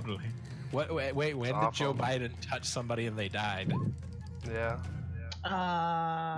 Always. Pocket sand. Eventually, all of them. Avoiding the question, I see. Like, eventually, all of them will die. So, it was violent. Someone changed their picture to dire All boar. right. Is Tacklin doing anything else on his turn? With my bonus action, I don't think I can do anything else. So no, I've not taken damage yet. Nope, I'm just standing there. Okay, Waylon is up. A tiny crossbow bolt screams out of the tree. I miss. I hide. My turn's over. I miss, I hide. Nice super Yeah. stats. The rest of you just see this this crossbow bolt come flying out of a tree somewhere. You don't see what but it goes wide of anything. Quentin, how you did you said manage that shot? That was really terrible. you said you're hiding again. Okay, go ahead and make your stealth check. We'll just make sure. Sure thing. Okay, yeah, no one really sees where that crossbow bolt came from. Waylon is still dead. Quentin, that was a terrible shot. How did you even do that? You're pointing that way and it came from over there. I'm just like looking at my crossbow really hard. Just looking at it real hard. Stop talking to the boar. Really I look at role-playing that I 9 look minutes. I look at my other crossbow, still loaded, even harder.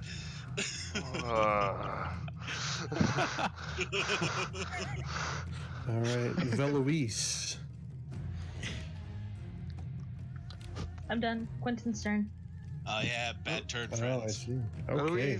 Run away. Wait, what Could happened to rampage Veloise? soon. Oh jeez. She tried a firebolt shot and she missed. Shooting That firebolts sounds- left and right. I go, haha, teacher. I just laugh. Next one's aimed at you. So I will look at this. I will be standing on my branch in the tree, and with one hand crossbow, I'll lean over and look at the thing on the ground and say, "Pathetic," and I'll just shoot at it. Please miss. Is that advantage, or it's like on the Yes. ground, not It has a fairy moving? fire. It's got a fairy fire, so yeah. No, it Yeah. doesn't. Not the It little. does. The little one Oh, does. No, this one doesn't. Yeah. Oh, you're doing the forager. The one no, that's that doesn't. it's not moving. Do I have advantage or is Yeah. it a normal shot? You have. I'll say you have advantage on it. Yeah. It's just sitting there on the ground. Gah! Yeah. Gah! Pathetic! You're fucking. Obliterated. Execution. You take careful aim at its head, and its head just kind of explodes in a shower of feathers. Bonus action, I spin around on my other knee with my other hand and shoot my other hand crossbow at the boar in its face. All right, the 26 hits. Yep. That's it. That's my turn. Done. All right, we go Is to. the boar poisoned? Oh yes, let's make that con save. It is not poisoned. Damn. What a shock that the enormous boar has a good con save. Yeah. I There's so have, much blood in his body that the poison cannot even course the entire way. I am marking off all these bolts, by the way, so I only have 27 bolts left. Yeah, I'm keeping track of mine as well. Ammo All right, tracking for the first fantastic. time ever. Mordecai. Mordecai. I'm In the going to be jungle. casting Witch Bolt with advantage, right? Because the Fairy Fire is on the board. Yes, Fairy Fire's on the board. Oh! Oh! Clip it! Clip it! Clip it! Clip it! Whip it and grip it! Someone I fidget. missed. Go ahead and roll damage anyway. Oh, did I just attack one? 1! Yo! Okay. Someone clip that I'm shit! tired, alright? That last thing, that last the scorching ray hurt, alright? Jacqueline, you feel some static shock on the back of your neck. I put my hands behind me and Mordecai fucking limp-dicked it. Oh my Happens to god, me. the whiplash from your last turn to this one. Oh my god.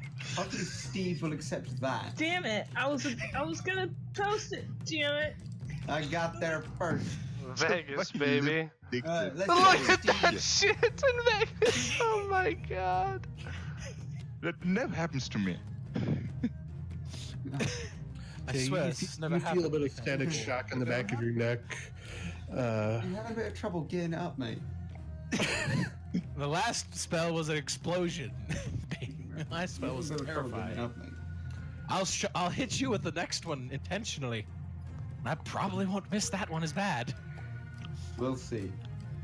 Let me get him on. Ooh, no, only. Yeah, let's go, Alright. Dagobor. All right, I didn't miss. I hit Jacqueline. something. First attack is an 18. Do I have to make a concentration save? For that 1 lightning damage. Yeah, you do. Yeah, you do. Any the boar's- damage? The boar's first attack The also DC has 10 though. disadvantage. I have advantage on my. But yeah, the ball has disadvantage that on the first attack. Warcaster. Because it's Boom. not read. So you rolled an 8 for your save. I believe would- that would. 24. I have advantage Yeah, he has because of Warcaster. Warcaster. Oh, that's right, you do. All right, perfect Succeed, love it. save. Yeah, even with the disadvantage, it still rolled an 18 on its first attack. It detects me? Yes. Then it does not hit. Wait, Rad, no. That's damage. No, it's damage. No, I rolled my own. I think you missed it, and then you rolled. I took mine because the dice roll is higher, but it misses anyway. On the And second one, I then, use Warding Flare again, so it has Alright. disadvantage on the second. yeah, it's Another missing light check. all. It's missing all of its attacks. Yeah, I think every single Um, attack it's taken has had disadvantage so far, so that's Be blinded by the yeah. glorious sun. Monstrosity. Noticing that it's not having any luck, it's going to attempt to flee the area now. Just so demotivated. Taglin's not taking any damage. Opportunity? Quentin and Tacklin both get opportunity attacks. I cannot because I've used my reaction. Oh, that's right, you have. Quentin, however, does. Fuck you, thing.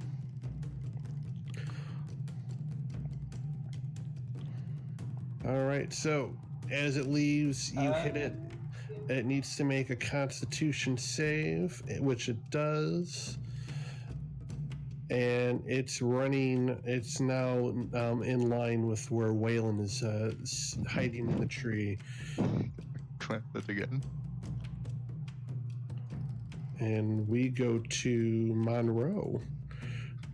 I'm gonna begin moving towards it, and I'm gonna try and get his attention. I'm gonna go, "Hey, big fella, sun's getting real low." I'm gonna make some gestures, and I'm gonna try and put it to sleep. See if it has enough health.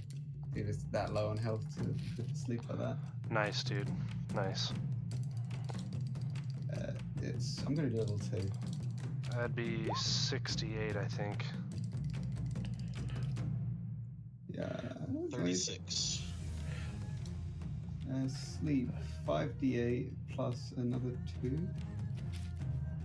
Yeah, 2d8. Okay, so it's 78 at level 2. Fucking hell, sleep is fantastic. It is. It's really good. 36, I think, is the total. Yeah, Yep. 36. So does it have 36 health? So, as it's running past Waylon's tree, it crashes to the ground. Yes. Fuck Sleep. yeah, dude. Alright, it's magically induced sleep, so it's not something that will just wake up. Everybody quietly circles it and lets off a huge round. This thing's done, yeah? Can we say good? Yeah, but If Teklin that's goes to how you Monroe. plan on That's what ending I'm it, talking yeah, about. definitely. Okay, then yeah, everyone like it's asleep. We all calmly walk up and like all at once, right? Yeah, prepared action. It'd be like another surprise round, but it only has 36 health. So I Mhm. assume we kill it. It lasts for a minute, so yeah. Waylon's rapier stab does 23 of the 36 damage. Yeah, I What? spend my 3 sorcery points to make another second spell slot, and I cast Scorching Ray again. What? Don't do I just- that. Jesus. Just borrow my crossbow. Yeah, this is a time for weapons. This is a time for resource management. I don't have weapons. I just kind of kick it. I can't even use. So oh no, somebody did take damage. Did somebody take damage? Yeah, I took one. Tacklin took damage. One took For- 1 damage. He took damage. He took 1 damage from Mordecai. All right, I kick it for 4 damage. What? No, this thing's wasted. I mean, are we out of combat or no? You are currently out of combat. Okay. Teklin walks up to Monroe. No, that's what I'm talking about. We're just gonna Why did murder you do it. that from the start? Yeah, you auto crit on sleeping creatures. Oh, and it apparently had 15 health, so just Yeah, the stab was enough. you just stabbed it in the head and it's dead. So I cheer. I go, yeah, nice one, Waylon. I just like cheer. I'm now standing behind you. I'm like, come on. Hey, Teklin Go took a to good job. sleep. I just start climbing down the tree with like my 3 crossbows and stuff, and like all jumbled around. Yes, you put it to sleep, Monroe. It was amazing. Let's go. Let's get out of this bone tree area. It's rather creepy. Thank you. Is the cot God. big enough to haul that thing back? Absolutely think we- not. We severely underestimated. No. Yeah, underestimated the size of the creature. We believed giants when they said their math was on, so obviously it's our fault. Can we even drag this thing? I guess we should have assumed when they said a giant bull and the giants. So let's try to not be near the They're bone tree. ogres. Let's stay Yeah. the fuck away from the bone Not tree. giants. Step 1. I need to ask yeah. something. Drag this thing away from the bone tree. Away from the bone Don't let tree. it touch any of the bones. Yeah, I'm pretty sure the tree wants something to do with that. Let's not do it a favor. And I'm gonna start pulling at one of the legs slowly No, away. no one pull this thing. We're gonna drain it of all this fucking blood. I stab it in the neck, and I cut it. I They cut want it all. for food. They What? want it for food. They're gonna want it to be bloody and shit.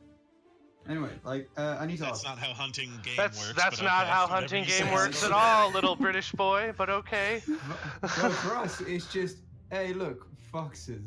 Let's go out on horses and get a shit ton of dogs. And we'll just Yeah, that's a fox. That's not That's- hunting So- at all. Yeah, that's different. That's the most hunting we have in England. So, We don't have any sort of big game here.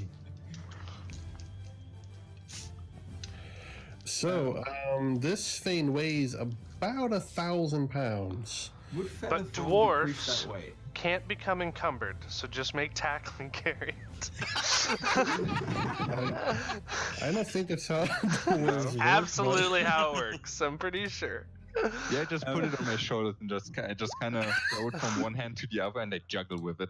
Yeah. Does 1,000 yeah. pounds? How are we gonna carry 1,000 pounds, you guys? Featherfall make something lighter? No, No. no. Do we have a Tenzor's floating disc? Discord, you just posted something that while pushing or dragging weight in excess of your carrying capacity, your speed drops to 5 feet. So I just drag it at 5 feet. Yeah, so So we can everyone move this can thing multiply their strength score by 30, and that's your dragging power. right. Wait.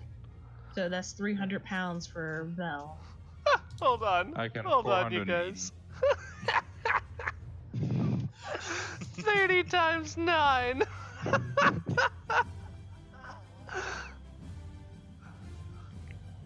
It's 30 times 11 for me. I think we've got 1,000 pounds covered between Tacklin, Waylon, and Veloise.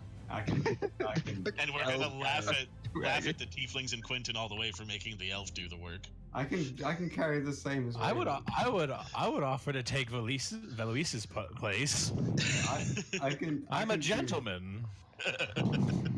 And then While you guys are all squats and lifts. while you guys are all arguing over who's going to be carrying this thing, the salamander comes back, Oh, and he has a great. friend with him this time. Oh. Shit. Actually, that's the wrong token, so we'll ignore that one. Good. That's this one. All right. I heard the Diabor Yeah, comment was glad too to hear easy. that was the wrong token. So how far away from the bone tree are we at? That's what I specifically want to know. You are about 60 feet away from the bone tree at this time. To the north of the bone tree. Mm-hmm. Yep. Okay, and we're just dressing this thing, right? Like I said, I'm pulling its guts out. I'm not like bringing its fucking guts. That's not like. Well, let's do a survival check. We'll see how well you're doing that. I What? would like to Can give you Uh, get guidance on him? going to I just inspire him as well. point Waylon in the right direction with my rapier. Yeah, You're just- does that count as him assisting me, Radlad? Yeah, that's what I'm going for. Waylon, I I'm- assist I'm- Waylon. I'm going I to cast inspire him guidance with on music Waylon. as Tell well. him. Yeah, Have a that's D6 fine. added onto that. That's a 15. And a D4. Yeah, I factored in the guidance. That's the plan. Oh, you did already, I think. With guidance and bardic inspiration, it's And assistance with advantage. Dear with God, dear God, you guys. that's what happens So- when the dice comes up 3. Sometimes it happens. All right. So you're not doing a terrible job of it, but it's going Yeah, to take you a little 15 bit is of time. pretty good. Like a hard thing to do is supposed to be a Yeah. test 15. It's just going to take some time because of the sheer volume of what Oh you're yeah, working with. absolutely. This is So, a yeah. good job. Dragging, basically. While you're doing that, these salamanders are coming up the side towards you all. They don't look like they're violent at the moment. They're not. They don't have their weapons out, but I do. they're. I make it clear that we are armed and dangerous as I notice them approaching. I lift my loot. Yeah. I lift my ladle. And one of them will say in common, "Hey, that's a pretty nice corpse you got there. You ain't We're gonna not use all letting of you it give it to the yourself, tree. are you?" Oh, so you know about the tree, then, do you? Does he see the dwarf? I'm not hiding. So you know the tree? It would give a pretty nice price for something that size, eh? We have need of it. What are you gonna do with all that? That's too much for We have a bigger even your prize elsewhere. party. We have a bigger prize elsewhere. Just give us a taste, then, huh? No. Wait. Oh. I can. Unless you want trouble with the night axe, you won't be touching their kill. Oh no. That's And that's a pound. Tacklin looks at Waylon like, very, oh no. I said before these are enemies. The boy forgot. You see one of them kind of do something with his hands, and all of a sudden he grows to twice his size. I shoot him. I really think Front. you should give it to us. Go ahead and make your that's- attack, Waylon. No, Yeah. no. Tacklin tries to step in front of that. I tried to have stop him. charm person. Try and charm his friend then, because I just shot this fool in the dick. Yeah, why did you attack them? Now it's hard. I also shoot him. Oh, for fuck's sake. No, Waylon got the attack off. We're gonna go to friends. I got No, nothing except actually, no, I don't, they're not humanoids. Charm And person doesn't work. he got a great attack. So Suggestion might work on them, but I'm gonna assume I'm gonna have to take a wild guess that my fire isn't gonna do great against these guys. So I'm gonna be using a lot of Witch Bolt. gonna be using a whole lot of Toll the Dead. Triple nat ones. That's just about all I got. You fucker! Why do you jump to violence? I want. Because he was enlarging himself and threatening us, I would have just Fuck off. told them to fuck off. and they I mean, wouldn't it's have fine. listened. You do it in character and tactic. I want to jump in front, but I was too slow. That's fine. It happened. What's your dexterity, Monroe? It's not Higher than high. I think it's decent. It's +2. It's 14. So it's You go first. yay. Monroe goes first. Yeah. Okay. Okay. I don't know what's. What's- we all what's rolled attack 14. I have got higher plus- than. I have a +2 in deck, so I'm What's yours? 15 or 14?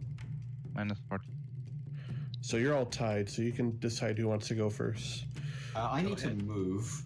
I'd Yeah, say, go ahead, tackle but it. I then. would take an opportunity attack. So here's what I'm gonna do.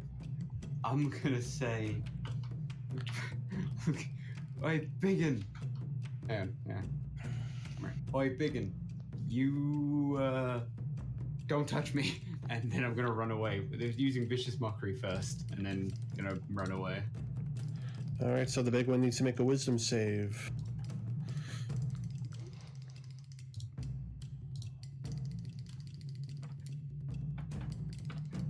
All right. It does make it save, unfortunately. Shit. You can always run and hope that he misses. Vicious mockery is an action as well. Well, actually, yeah, do it. I'm moving. I'm running. I'm gonna try and get to here. He's gonna attack me, isn't he? Yeah, he's going to attempt to make an attack on you, Monroe. I'm gonna use cutting word on it anyway, so just still do it. Does a 21 hit? I don't even think. Actually, no, I've got 14 AC, so yeah, cutting word's not gonna help. So yeah, Alright. that's gonna My hit lad? me. Yes. How much time has passed since we killed the Diabor? Because for my Shield of Fate. It's been about 15 minutes. All right, then it's timed up. Yeah. Monroe, you take 8 points of piercing damage as it bites you. It bites me. Shit. Oh no, I'm gonna be crap. If you still want to use cutting words, you can use it on damage rolls, Zella. Oh yeah, I can use it in damage rolls. I'll do that. Yeah, I'll use vicious mockery on the damage roll then. I forgot you can use it on damage roll. I'm gonna do Thank minus you. 2, so it's a 6. So is it just piercing? Just piercing, yep. Alright, no, fine. Then it's okay. Okay, Mordecai. Actually, Oh, you have something on the end of your Can I turn? be before you, Mordecai? Yeah, I yeah, have, yeah. I have a bonus action. You're higher than me. You get to go before me. So Alright. I'm gonna inspire. Me? I no, want to cruel it. Yeah, can you do? Okay, yeah, do it. I mean, I have very bad charisma. But So I mean, like, what kind? Okay, I'll do Mordecai instead. yeah, that's fine. Because I'm gonna inspire Mordecai. I'm gonna be like, "Oh, fellow tiefling, please help me." I say as I'm clutching what just bit me. Please help me and do your best.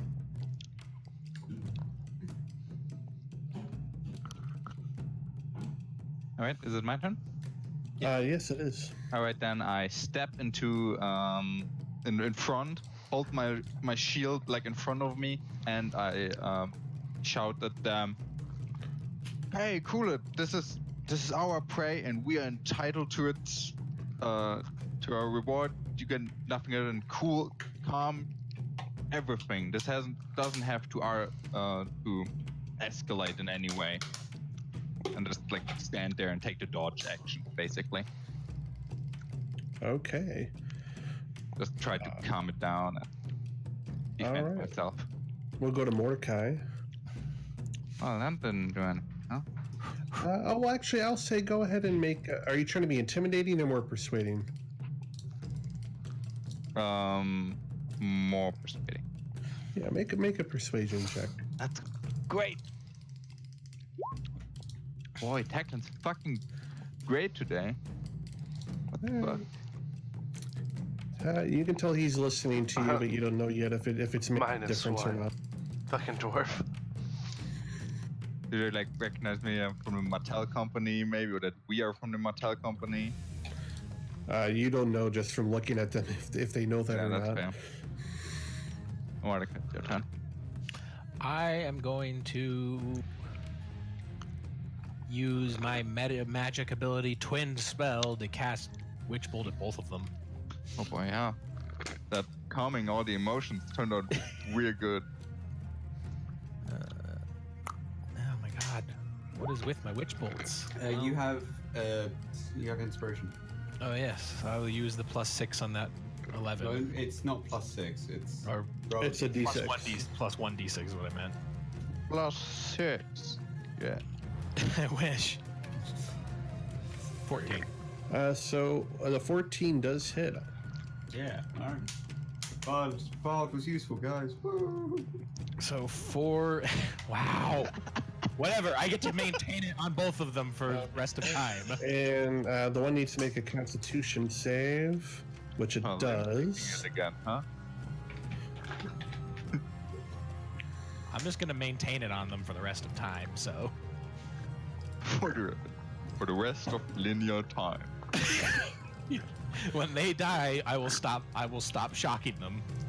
And it's anything else in your turn, Mordecai? Nope. All right, we'll move to Waylon. Yeah. I move here. And I'll shoot the big one. 19 hits.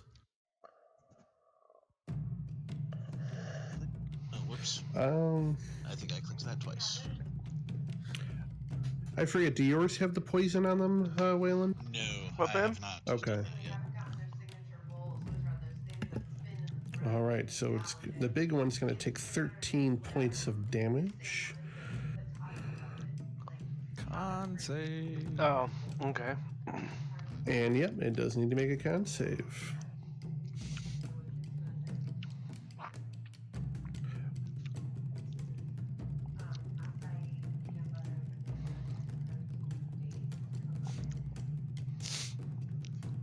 So as your arrow hits it, it doesn't seem to do as much damage as you would expect it to, but it does shrink down. I call him a nerd. Nerd. Wow. Wow. He doesn't know how to respond to that. That's not an insult he's heard before. Quentin! Sailors call people nerds all the time. You won't understand.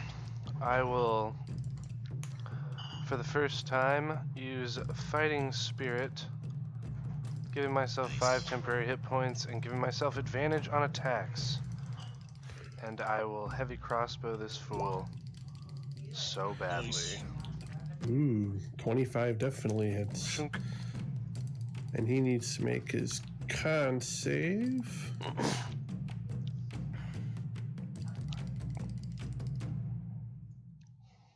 Yep. All right, and he does, but he still takes a nice chunk of damage from what you just dished out.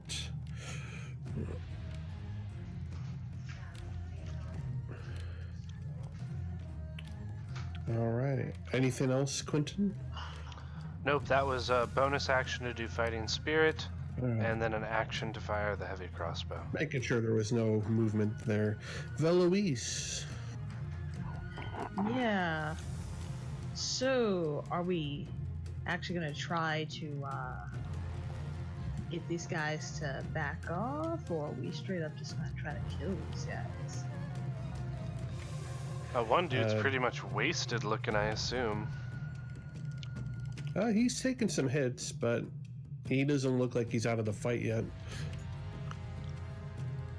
I mean, Techland has taken some steps to try to calm it down, but that's not really happening. So, Yeah, I'm not more. Yeah, I'm gonna go right there and My sword is drawn, but I'm just gonna take the dodge action. I'd rather Alright. have these guys just back off rather than escalate things. All right. Go ahead and make an intimidation check for Luis. Oh, what? Intimidation. What? Can I help her with being a grumpy-looking dwarf and her standing right next to her? Very tiny. Well, actually, like 11 inches shorter than Louis. So, like a foot shorter. Only. So they kind of both put their hands up. Hey, we just wanted a piece of the pie, you know? No need to be all stabby about it. If you're interested in keeping this for yourself, we'll go look somewhere else. Good. Be gone. Funny how your attitude changed after you got a few pricks in you. Well, First then, it was all, oh, I'm huge and I'm gonna scare you off. It's my pig now. Now you're all make friends. Yeah, well, we're used to dealing with pricks on this island. Come on, let's be on our way. I give him like a distant air high five for the prick joke. And they both just start walking off, looking behind their shoulders to make sure you're not following them or trying to attack them. Yeah, I'll put my crossbow back on my belt and go back to my work on the corpse.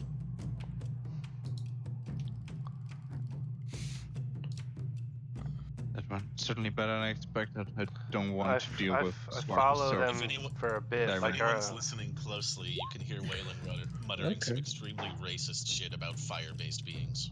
Are you trying to hide while you're Next to the attacking two with them? tieflings. no, this is like me You guys are- walking on the other Oh, side I of the see. bone It's tree. not elemental fire. That's not even close to directed at you. I light on Okay. fire all the time. So, Well, it's just 'cause you Quentin, like fire. You're not born of fire. you observe them going and they disappear into the trees, and you quickly lose sight of them. Would you like to follow? How far away from the bone tree were they when I lost sight of them? About 80 feet. And we're 60 feet of the bone tree north. Mm-hmm. So they went south. Yes, they went south. Which direction is our cart? South.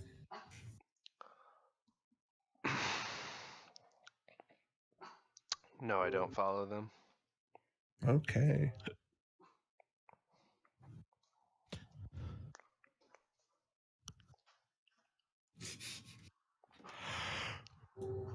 Well, and how's it going with Diabor guidance? So turning back to it, Waylon hadn't gotten too far with his work when all this went down. So, Waylon, you figure it's probably going to take at least a good hour to clean all these guts out properly. Proper job of it will take about an hour, maybe a little more.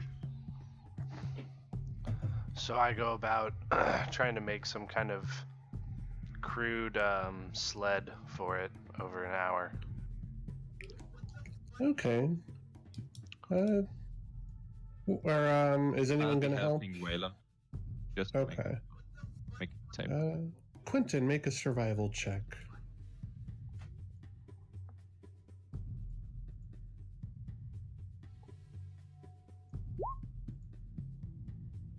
Okay, so yeah, I mean, it's going to take you the entire hour to do it, but you get some rope out and you make a passable sled to start putting this body on. Basically try to just make like two big trees into two big skis and like strap it across and try and just get this big ass boar on it. Yeah.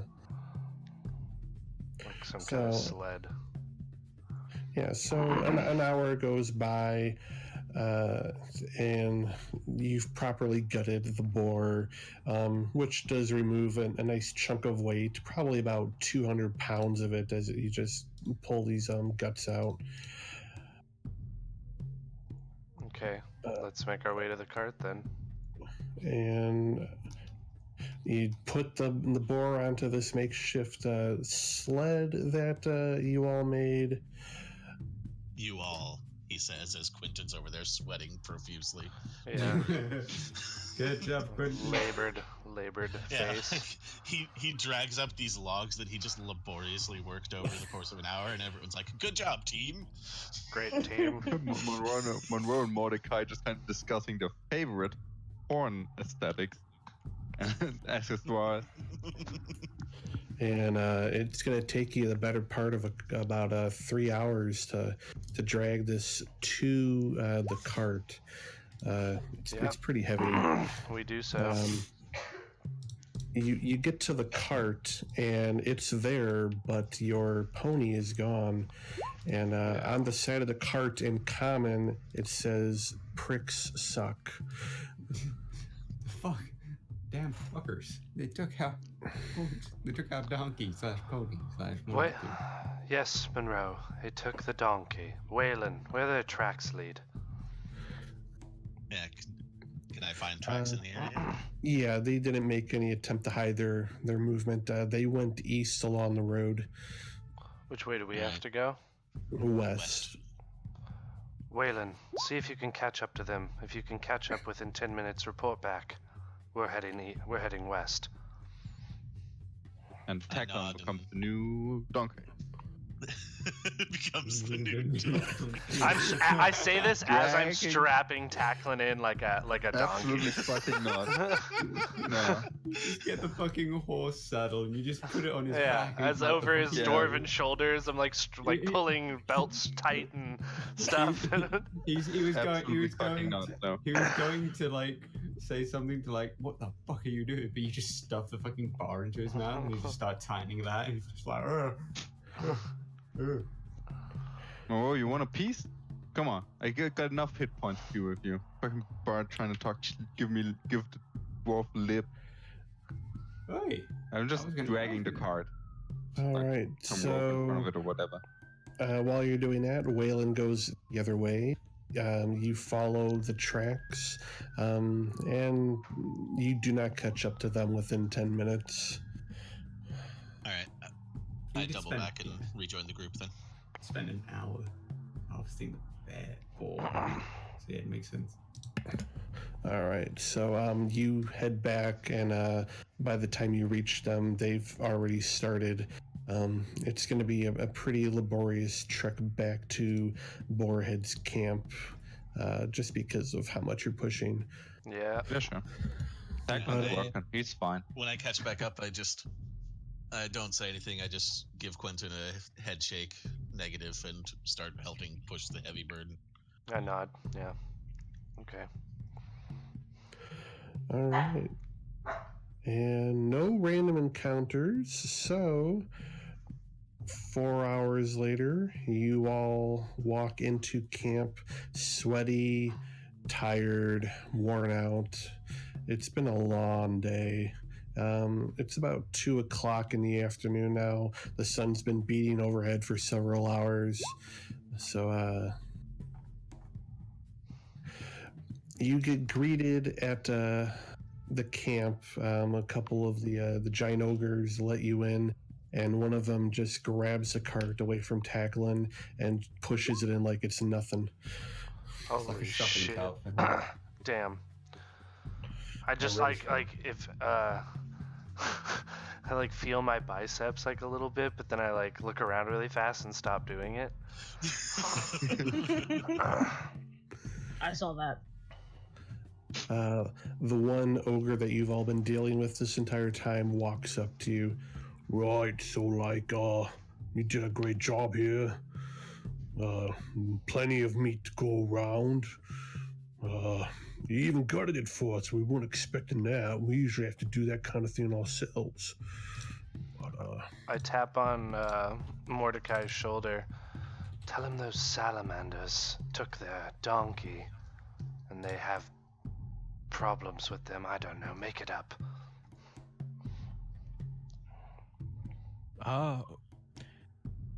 If you're wondering about what happened to your donkey, I figured it just got eaten by the boar. It happens sometimes. oh well, not quite. Some salamanders took it and What? Salamanders? I fucking hate salamanders. I do too. They made it way harder to get this boar back here. Which way did they go? Were they coming over here? No, they went They the went opposite east along the direction. road. We'll have to pay them a visit sometime. Waylon looks Teach really him. pleased to hear that. Teach them some manners, if you know what I mean. I tap No, on good. Mordecai's shoulder again. Tell them we'll be pleased to join them for their boar feast tonight, and they can take us to Swordfish Bay in the morning.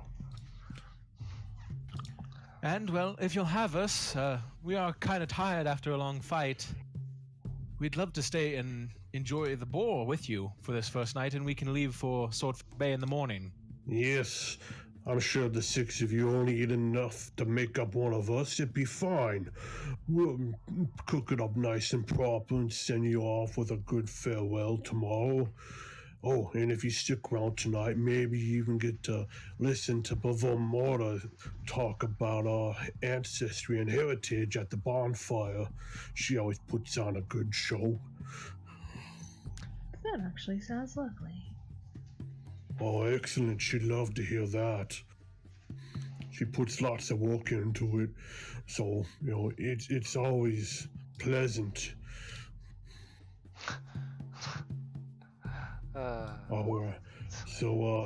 You can take a rest if you like, or you can, you know, help us out. We appreciate it, but there's no pressure. You've done all the work already anyway. I'm already walking to the medical tent to be alone and sketching my book and such, and rest. Short rest, at least. Yeah, I'm gonna go take a I nap ask him somewhere. where they keep their water barrels and offer to add 20 gallons to their supply. Oh, you're offering to give one of us a drink, eh? Oh, they're right over there. And he points to Yeah. this big old area full of water crates. One of Yeah. them a drink. I just walk over and conjure 20 gallons in the emptiest barrel. Oh, much obliged, much obliged. Give him a friendly nod and take a quick drink and then sit back and wait for the feast. We earned this. Tagline takes the downtime that we now have to inspect his gear, especially his scale mail armor, to see if there's anything he can maybe fix with mending or something he will have to fix in Swordfish Bay, as I think it's probably in a pretty bad condition after being thrown around in the sea. So just inspects it and tries to repair it as much as possible. Okay, yeah. So you spend some time repairing that armor. Being a dwarf, you do a pretty good job of it, and it's going to be a little bit of time before the feast is ready. If anyone else would like to do anything during that time, you can. Music. Okay, Monroe is providing music. Make a performance check. Wonderful. Can I give myself bardic inspiration? No, I don't think I can. I mean, if you want to. Yeah, I'm pretty sure you can give Oh, I yourself can? bardic inspiration, can't you? Yeah. I'm just trying to get the highest. I'm like tack my back. Tagline sits very far away and just inspects the Shit. zone. Just reads the Anyway, book. Just reads in the guide more. Just tries to performance. remember everything. The best possible path. All right. So 24. So with your mended loot, you go around the campsite, cheering everyone up, and occasionally you do see the ogres kind of tapping their feet to the tune. It's just simple music. It's nothing. I'm not singing either. It's just music. I don't know Yeah. how they take my type of singing. They still appreciate it. Oh, you can't inspire yourself? Still, it's a 21.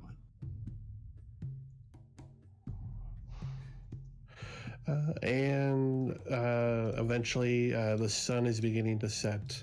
The table is set. And you are once again encouraged to sit near Sirach at the front of the table where his mighty throne chair rests. Gladly. Yeah, absolutely. And you all gather around, and Sirach stands up And for the first time, you hear him speak instead of him speaking through someone else. And his speech is slurred and a little difficult to understand. And for the first time, you notice his tongue has been cut out. Oh, jeez. Says, these friends, these good people, what you call yourself? He's asking for our names. Bronze Trident. Bronze Trident, welcome at Night Axe Camp. And he raises a giant flagon of drink. And he just says, Bronze Trident, and all the other ogres, Bronze Trident. And without further ado, they just start diving into their food. Nice. Are we going, how late tonight? We can stop now, or you can stop at the end of the campfire that they're going to do, whichever you'd like. I'm good to keep going if everyone else is. Yeah, sure. Yeah. Yeah, bathroom break though. So we're all just at our like Kahlua pork luau with these guys. Are they doing like fire dancing and shit? Some of them are doing something like that. There are night acts going around just dancing. Are they well oiled or really, really smothered in coconut oil? Like, is it tastefully oiled? Tastefully oiled. Okay. Some of them are using their own. Some of them are using their own pectorals as drums as they go around chanting. Wow. Yeah, I'm impressed. Yes. I like feel at my where my pec would be in my breastplate, and then I like look around really quick and stop. Play to the beat. When you make that noise, they kind of stop and falter for a moment. I didn't make that actual noise. And then they pick back up again. I'm playing to the beat that they're doing. I don't know what the beat is. I assume it's just like the beat we're hearing, the drum beat. Just like cool luau drum beats. Zello, do you not have music on this whole time in Roll20? I turned it off midway through the fight. Okay. So we're listening to like drum stuff. Oh geez, that's really intense.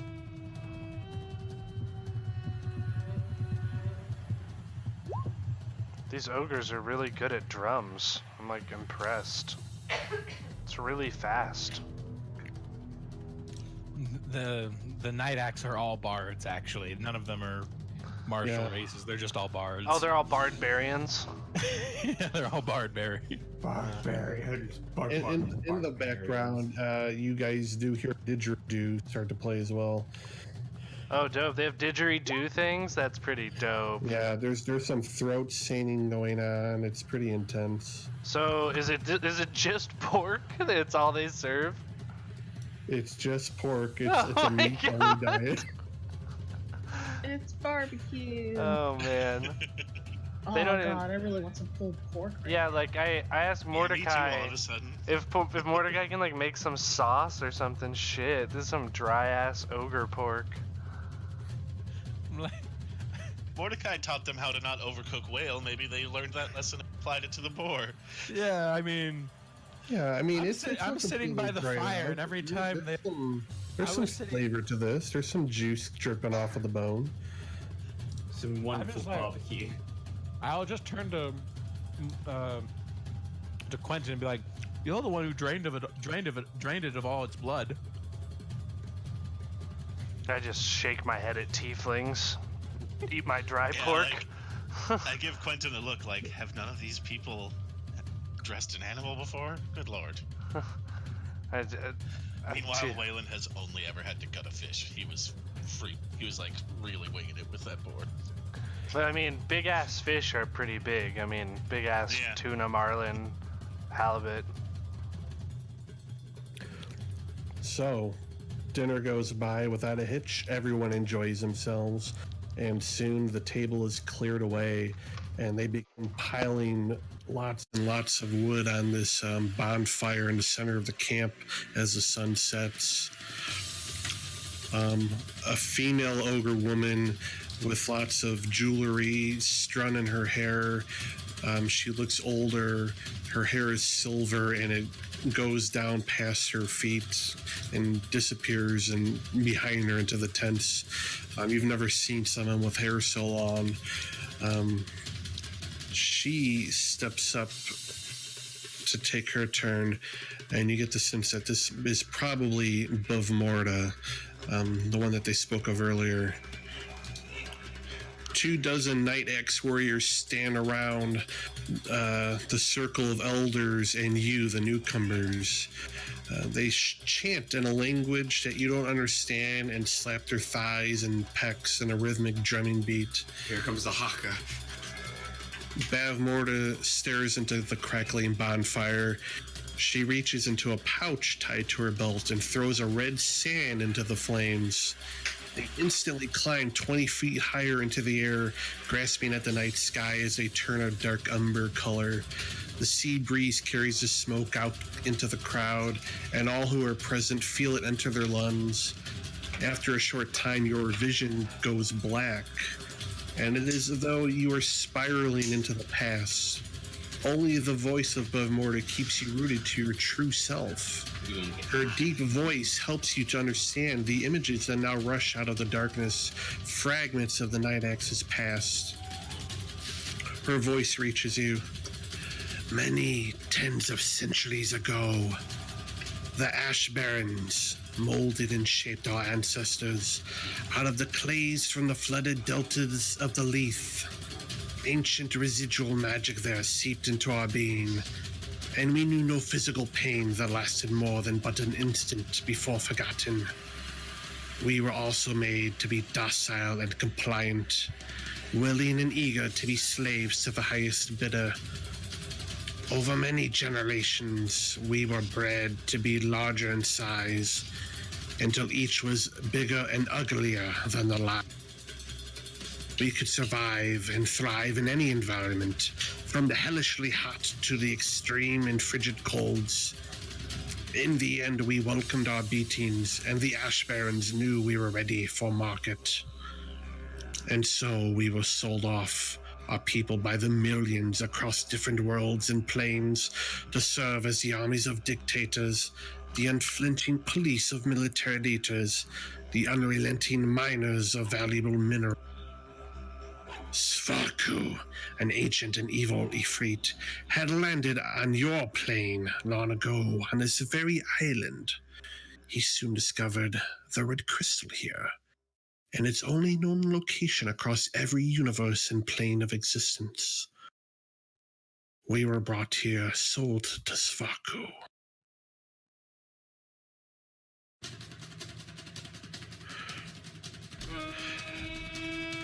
And to mine his red crystal was his demand. We were happy to do it. We were programmed to do it. And for a period which lasted centuries, we toiled away on this island, never beaten, but always chipping away at the same red crystals 18 hours a day, until we fell while we stood to sleep, to wake again each day and do it all over again.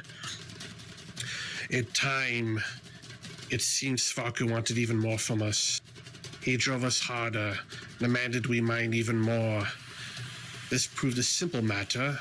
We discovered within ourselves the ability to drive even harder, more ferociously. It seemed the Ash Barons had prepared us for any master, no matter how merciless they were. But still, it must not have been enough. 4 years ago, Svarku gathered all of my people in a large clearing in the dead of night. Only a few of us were not present. He began with a rousing speech demanding we do better, that we work harder, past our known limits. And then the calling happened. Svarku reached out with one mighty hand, and in that instant our women and children were all set ablaze. A terrible screaming filled the air as their bodies began to blacken. Their bones and marrow cracked, their flesh turned to ash. When it was over, Svarku said nothing, but it seemed that he waited for our survivors to wail in terror or give some sign that they feared him. None came. We were born to accept this treatment. A storm blew in from the east, and Svarku left. And we did nothing. Nodding to ourselves that we must work harder, we headed back for sleep, to begin fresh in the morning. But as we walked towards our bed, a new figure none of us had seen before began to speak with us. He asked why were we not angry at this sudden genocide? Why did we not retaliate against those who had wronged us? Out of the hundreds of women and children who had lived here, only 6 remained, myself included. What would we do, this stranger asked, to exact revenge? None of us had an answer, but seeds of doubt began to grow in our bellies. And these seeds grew and flourished into anger and retribution. For 3 days our anger grew. It festered and boiled in our hearts. Silently, while mining, we stole away weapons and prepared for an attack. And on the 3rd night, we struck. We revolted against Svarku and his salamander henchmen. In a fury unlike our people have ever shown, we laid low our oppressors and stole away into the night. We traveled here to the northern edge of the island, and it was at Glavrock Village, so named for the fiercest of our warriors and our new leader, that we made our new home, a fresh start. At White Rock Spring, a stranger among us revealed himself to be the ancient god Magok. He had witnessed the way Svarku treated us and wondered at our apathy, and so he woke within us the spark that led to our revolution. And now he has gifted us with the miracle of the whales, that they may beach themselves nearby for our food and sustenance. And he has also taught us the ways of the Edgesworn, so that we might become fierce warriors. Only the greatest of us attempt that trial of fire, death, and rebirth, but they emerge on the other side, all the stronger for it. To me, Bavmorda, he taught how to shape obsidian stone into weapons, so that our people may defend ourselves. I, in turn, have taught this skill to our bone binders and to some of our warriors. Together we ensure we have the tools to fight the armies of Svarku. With so many few women folk, it became our duty to see the continuation of our people, and so every moon cycle we work towards becoming with child, and all such miracles are celebrated. In the last 4 years, we have welcomed 20 new children to the clan, and for this we are glad. Soon, some of our daughters will be old enough to have daughters of their own, and in this way we will soon begin to flourish. But we still are always looking for a warrior strong enough to face Svarku in combat, one who will force Svarku to answer for his crimes against our peoples. Legend has it that such a person will come from outside of the clan, but of the clan. We search for this person always. Perhaps we will find them in our lifetime. But whether in our lifetime or the next generation or 10 generations from now, we will see Svarku pinned beneath our spears, begging for mercy until we draw the lifeblood from his veins. The images fade, and your senses are brought back to the present. The fire has dropped down to just embers, and the warriors have subsided to faint humming. Bavmorda is gone.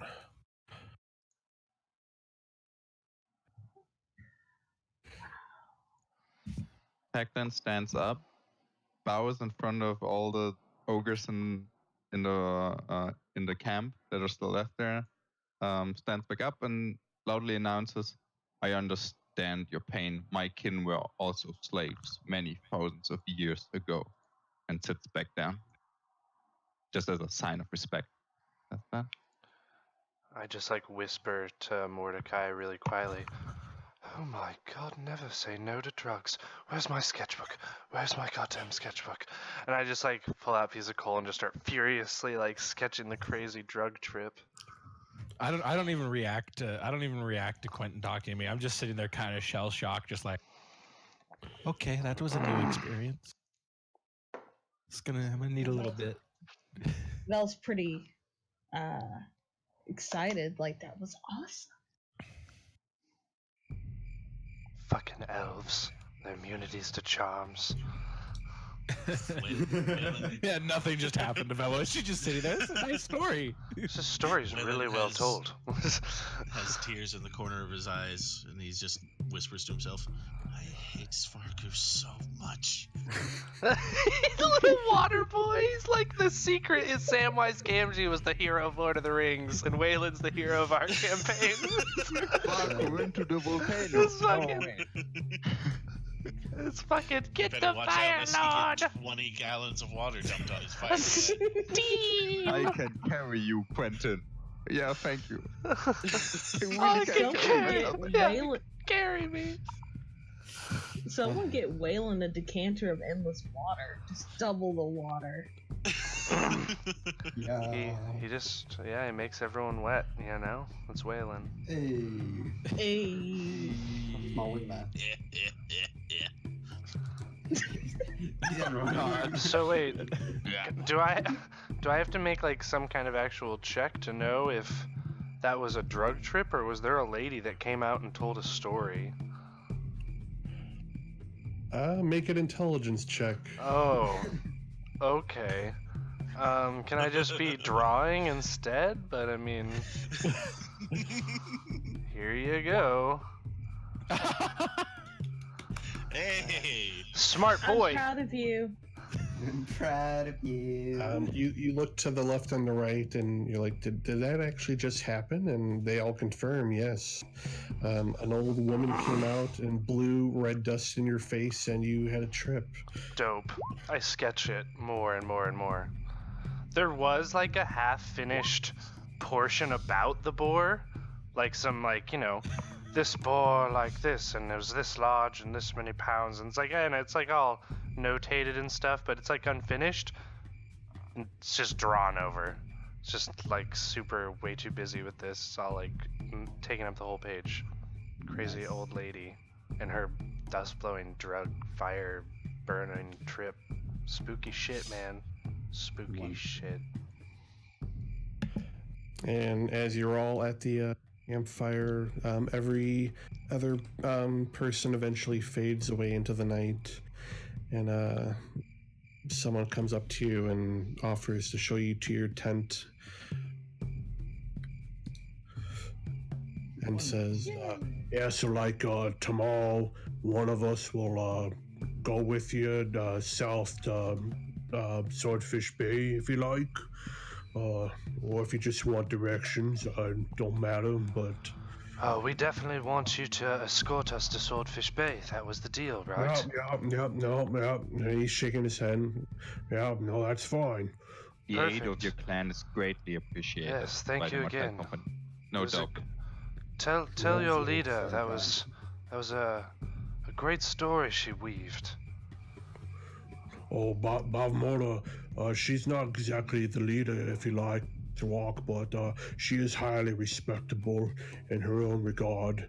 I will let her know that you appreciated her story. It always gets the blood going, don't it? Yeah. This is like the only entertainment they have. This doing drugs and this lady telling the same story over and over. They fucking get off to it every time. They're like, yeah, but then we got Svarku. Yeah. So, I think I'll take you myself. That sounds just grand to get out of this place for a while. Maybe we'll see some adventure on the way. What do you think? My father says there's always treasure to be found on Swordfish Bay and this island. And who was your father then? Oh, just an angry old man, I'm afraid. I like angry. Quite the adventure in his day, though, I'm told. Well, if he's anything like you. I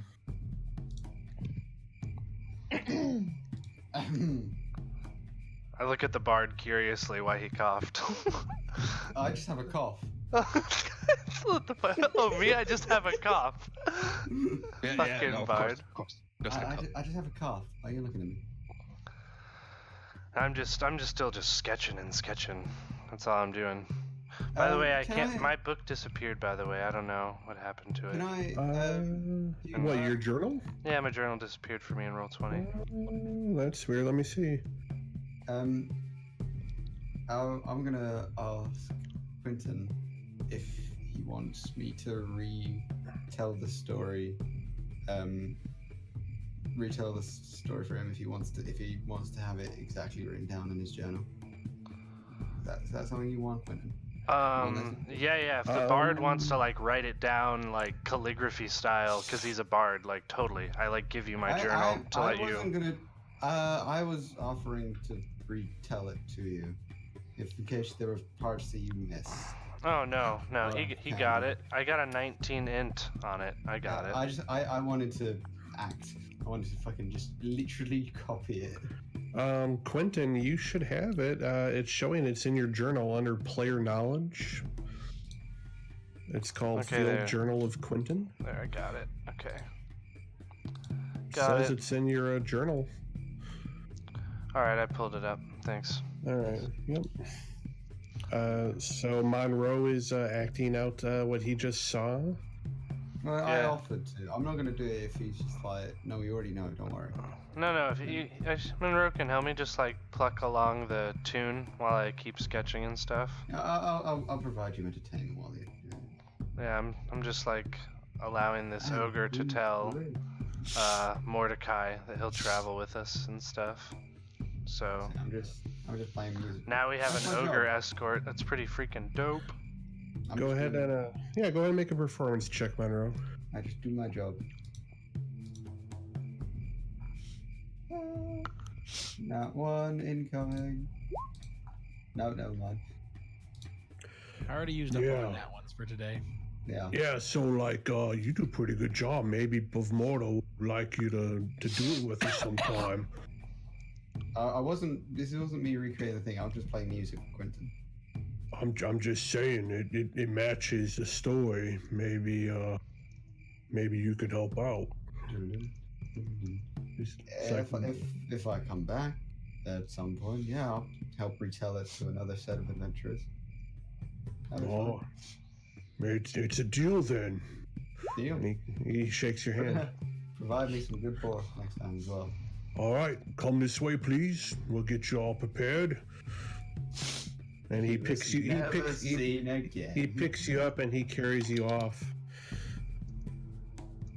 Wait, where is she going? Wait, what? I'm not sure what I agree. Oh no! Human females. Please have a good time, Monroe. What did I agree to again? Well, gonna make sure to you where do all the females are. Wait, what was that? Don't you worry about it. We'll treat you all right. And he watches. He carries him off into a tent. You'll treat me what? What is going on? Monroe, what's happening? I know. Have a good time, Monroe. I don't know. What is going on? And that's where I'll end tonight's session. Damn. The night Monroe became a man. Please, no. Nice. You said Monroe was looking for See love. you guys later. I know that, but I'm Later, just Silver. like, Bye, Silver. I think the operative statement there was him saying, "Well, would you like to do it with whatever her name was?" no, I thought he was just, I don't know what he's doing now. I thought he was just like, next time I come back, do I want to help retell the story? Yeah, I'd happily do that if I come back again. And then I was like, yeah, I'll do that. And he's like, good. He picks me up and takes me to another tent. I'm very scared. Please do not be disrespectful of that tradition, Monroe. There is one question I have. One, huh? What do the female boarhead oats look like? Then I What will. do the female boarheads look like? Well, the female giant ogres. Damn, don't call them boarheads. No, that's Yeah, that's the their name of- tribe name. No, it's the name of their camp. It's the name of their camp. I thought that was their tribe name. Never mind. No, they're the Night Axe. Night Axe ogres. Apologies. I thought it was just the forehead ogres. I thought they were more split apart. And my Night Axe ogres. They look attractive in their own right. In their own right. In their own right. Did I let Gus do that? Yeah. Meanwhile, one of us is Google Is that what you just said to me? Female ogre. I'm recording I am stuff right looking now. up. Thank you. I'm just getting half orcs. So I'm worried. Oh, I got one. I'm very scared. Yeah, I just Is it- googled female